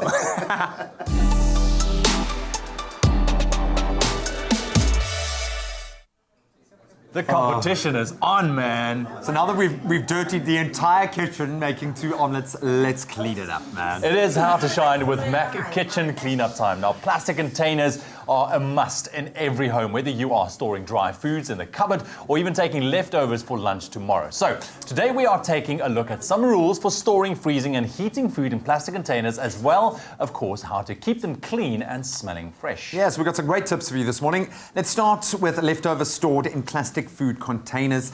They obviously help you preserve the food for a little longer. However, as food is stored, the natural dyes from those foods can cause stains. Yeah. These stains may appear to be on the surface of the plastic, but actually they've been absorbed, making it harder to remove. So MAC dishwashing liquid is your go-to product for cleaning plastic containers. High active detergent level combined with the power of lemon cuts grease, removes any food residue and leaves items thoroughly clean and smelling fresh. Right, let's move on to tip number 2. Let's clean up your plasticware. Now, to remove grease build up stuck on food debris even, fill the container with water, squirt some MAC dishwashing liquid and place in the microwave for 1 minute. Very interesting tip. And this will then loosen and lift stuck on food debris. And now you just wash it thoroughly in a strong sudsy solution of MAC dishwashing liquid in hand hot water, and then allow it to soak as well before drying as well. I love it. The microwave tip's awesome. Yeah. Next, how do we get rid of those odors? Well, dissolve 4 tablespoons of baking soda in warm water, immerse the container in the solution or pour the mixture into the container and soak for at least 30 minutes. Then wash in a strong solution of MAC dishwashing liquid to thoroughly clean the container. Lastly, rinse and dry as well. Just like that. Next, these are tips for really stubborn odors and stains. So try this very simple remedy, all right? Thoroughly wet the stains with lemon juice, then place the container in the sun for an hour. Who knew? Who knew? Wow. Or you can even make up a paste of 2 tablespoons of baking soda and white vinegar, then smear the paste onto the stubborn stains and leave for an hour or so. And after that, wash in a strong solution of MAC dishwashing liquid and then rinse and dry your Tupperware before putting away. And here's a fun tip for you as well. To make it easier to clean next time, spritz containers and lids with non-stick cooking spray before filling them with tomato-based foods to avoid those stains. We've given you a wealth of tips there. We've made it so easy. In fact, we want to make it even easier by giving you a MAC hamper, and we do it every week. Congratulations to Rahana Dawson, who won the hamper last week. Well done. And to stand a chance of winning, what you've got to do right now is SMS the keyword MAC to 33728. It's going to cost you just $1.50. No free SMSs, sadly, but all the terms and conditions can be found on our website, expressoshow.com. And as always, this giveaway ends at midnight this coming Friday. Good luck. MAC dishwashing liquid has a high foam formula that quickly and easily cuts through grease, making it easy for you to shine. Well, still to come on your Feel Good Breakfast Show, we decided to bring what we usually do on a Friday to a Monday, and we've got the Carters here. They're going to be doing our very first Monday dance-off on your Feel Good Breakfast Show. Which is spicing things up a little. And then, of course, we've had 2 awesome performances from her. Paxton is here with a 3rd and final performance on your Feel Good Breakfast Show. Don't go anywhere. We'll see you after the break.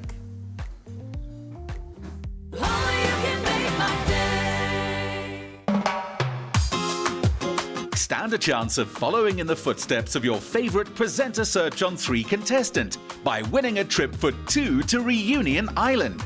Spend 7 nights in 5-star luxury at the Akoya Hotel and Spa, including economy flights from Joburg on Air Austral and car rental for a week, all courtesy of the Reunion Tourism Board.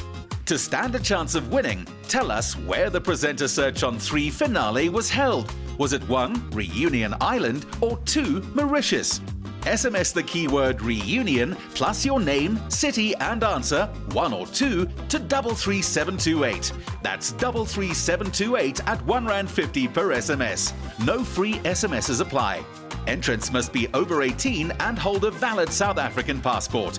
T's and C's apply and can be found on presentersearchon3.com.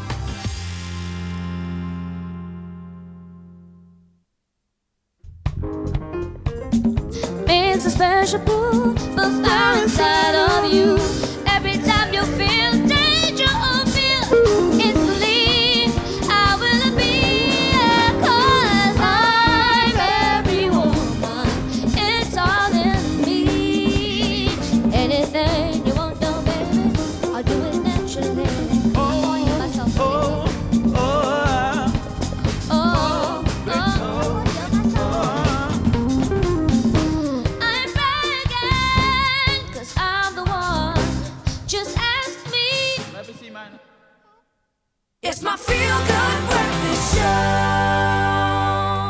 Well, welcome back to your Feel Good Breakfast show. It's a Monday morning. Thanks so much for starting the day off with us. We hope that you've enjoyed it, and we certainly have in the studio, having Paxton here performing for us. Her brand new album, This Is Me, is out. Go out there and get it. And also remember to check her out on the 9th of August at the Emmarentia Dam in a beautiful concert celebrating Women's Month and Women's Day as well.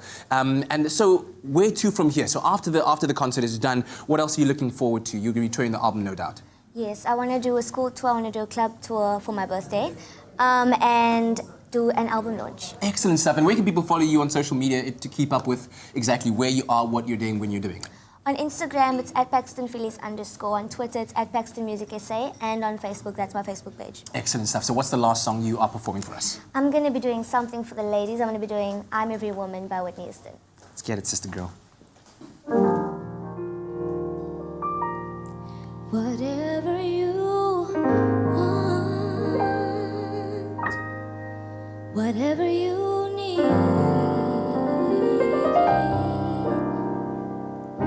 anything you want done, baby, I'll do it naturally, 'cause I'm every woman. It's all in me, in me. It's all in me,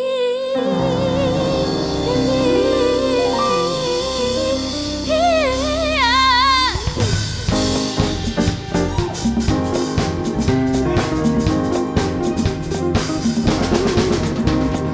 I'm every woman. It's all in me. Anything you want done, baby, I do it naturally. Oh, I'm every woman. It's all in me. I can read your thoughts right now. Every word from A to Z. Oh, oh,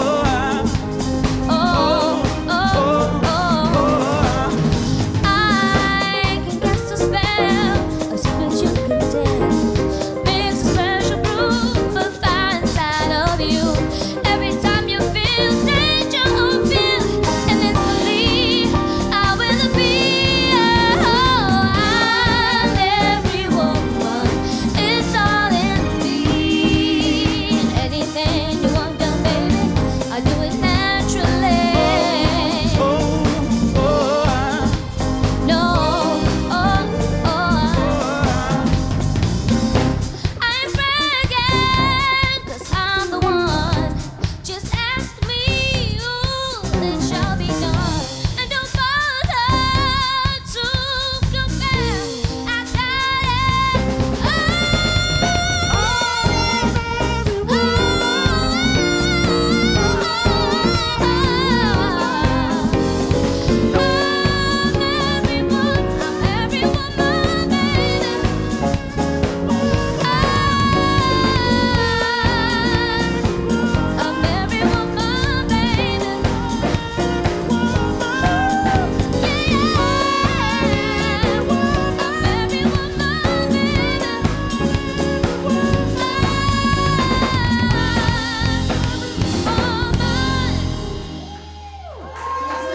Yes, come on.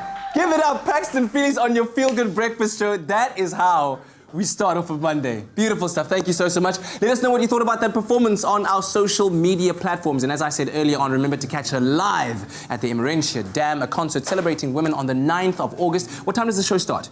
I'm not really sure, but all the details will be on my social media platforms. Excellent stuff. Go and check them out. Thank you for the music. Thank you. Guys, you are every woman. Thank you very much. No ways. Wow, can we make some more noise? What's happening? Oh my goodness, absolutely awesome. Thank you so much, Paxton, for taking our Monday to a whole nother level. But you know what? We're going to do that again, because something that we started on a Friday that a lot of people have caught on to, but it's all good. It's all good. We're here for it. We're going to do it on a Monday now, a Monday dance-off with none other than the Carters. Yes. Enjoy. So guys, we've got this rare opportunity to have all of you together, probably for the last time. You guys are going to be ricocheting off each other at airports and on the road. But from all of us, just well done. I know it's been a bit of a crazy ride to get this far. Just never take for granted where you sit right now. You're going to have an opportunity to validate people's lives, their organization, the work that they do. And I think, like us, you're going to become addicted to that feeling of helping people realize how amazing they actually are. Yeah. It starts with you realizing how cool you are, how amazing you are for having gotten this far. But guys, you really have started. You've done it. You've done it. You've arrived, man. So well done, man. And you're part of such done. an amazing family as well. I think that's one of the things that we've enjoyed the most about doing what we do, is being a part of the people and you know, the crew and your directors and your producers. They really become like family, and they are extraordinary people. So enjoy the ride. They're going to have your back every step of the way. Yeah, exactly. That's what I wanted to say, is enjoy the journey from here on out. I mean, you guys have been hard at work to get where you are right now, and I'm sure you've all experienced the fact that, you know, being a presenter is hard work. You know, it's fun at times, but it's hard work. But I think from my side, take this on board. You're going to have highs, you're going to have lows. Push through it and stay humble.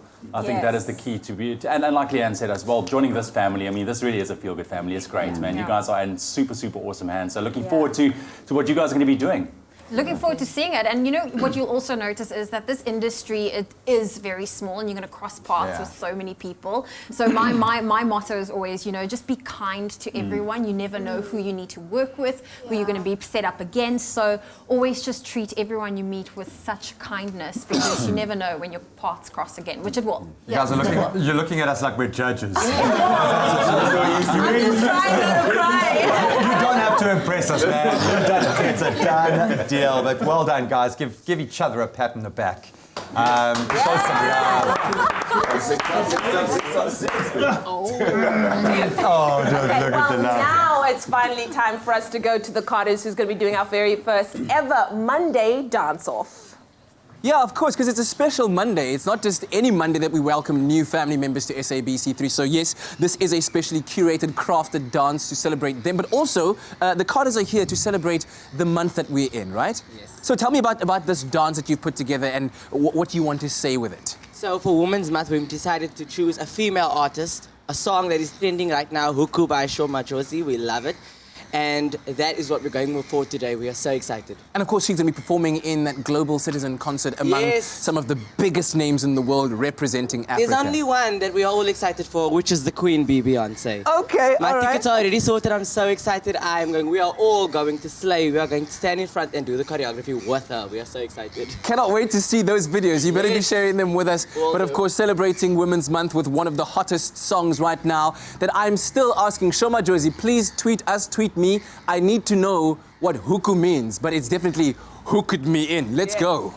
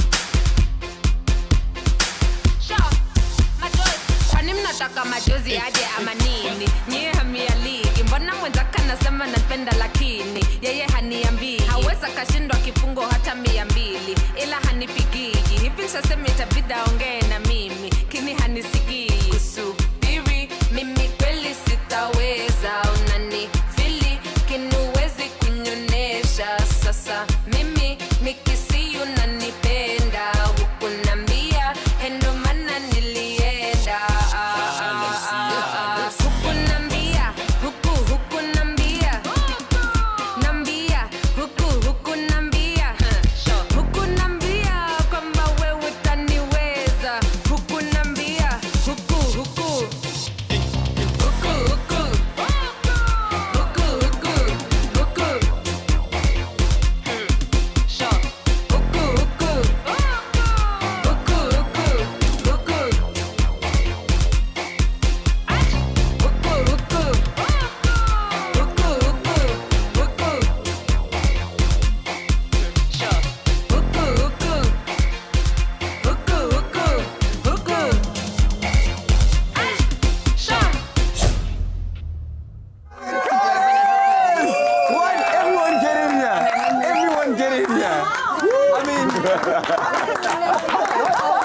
I would venture to say we should try that choreography, but we might as well. It's on another level. By the way, does anybody know what huku actually means? Yeah, I do. What does it mean? Chicken. Chicken. That's what it is. As in, like, huku nambira is like what delicious chicken now. Yeah. That's what it is. That's what it's amazing. That's delicious chicken. That's what we're saying the whole time. Listen, okay, so producers are saying we have to end off the segment with a dance. Gotta shake. And the song is ready, it's lined up. Are you guys ready to do this? Let's do it. Your first day officially as part of the FCBC3 family. Can we all do the guara? Okay. Are you gonna teach us? Yeah, For those who don't know. Show us how you do it, because you got extra sauce with that chicken. Okay. Just there. Just push the chicken out. Sorry, I'm just. Okay. All right. Okay. Greg, give us something. Who's gonna give us the 5? Okay, here we go. Oh my gosh! That chicken! Push! Feel that chicken! Hey! It's a delicious chicken!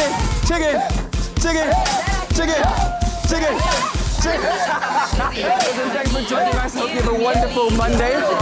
We'll see you again bright and early tomorrow morning. Bye. Oh yeah. That was on another level. Wow. Expresso Morning Show, made with love by Clover.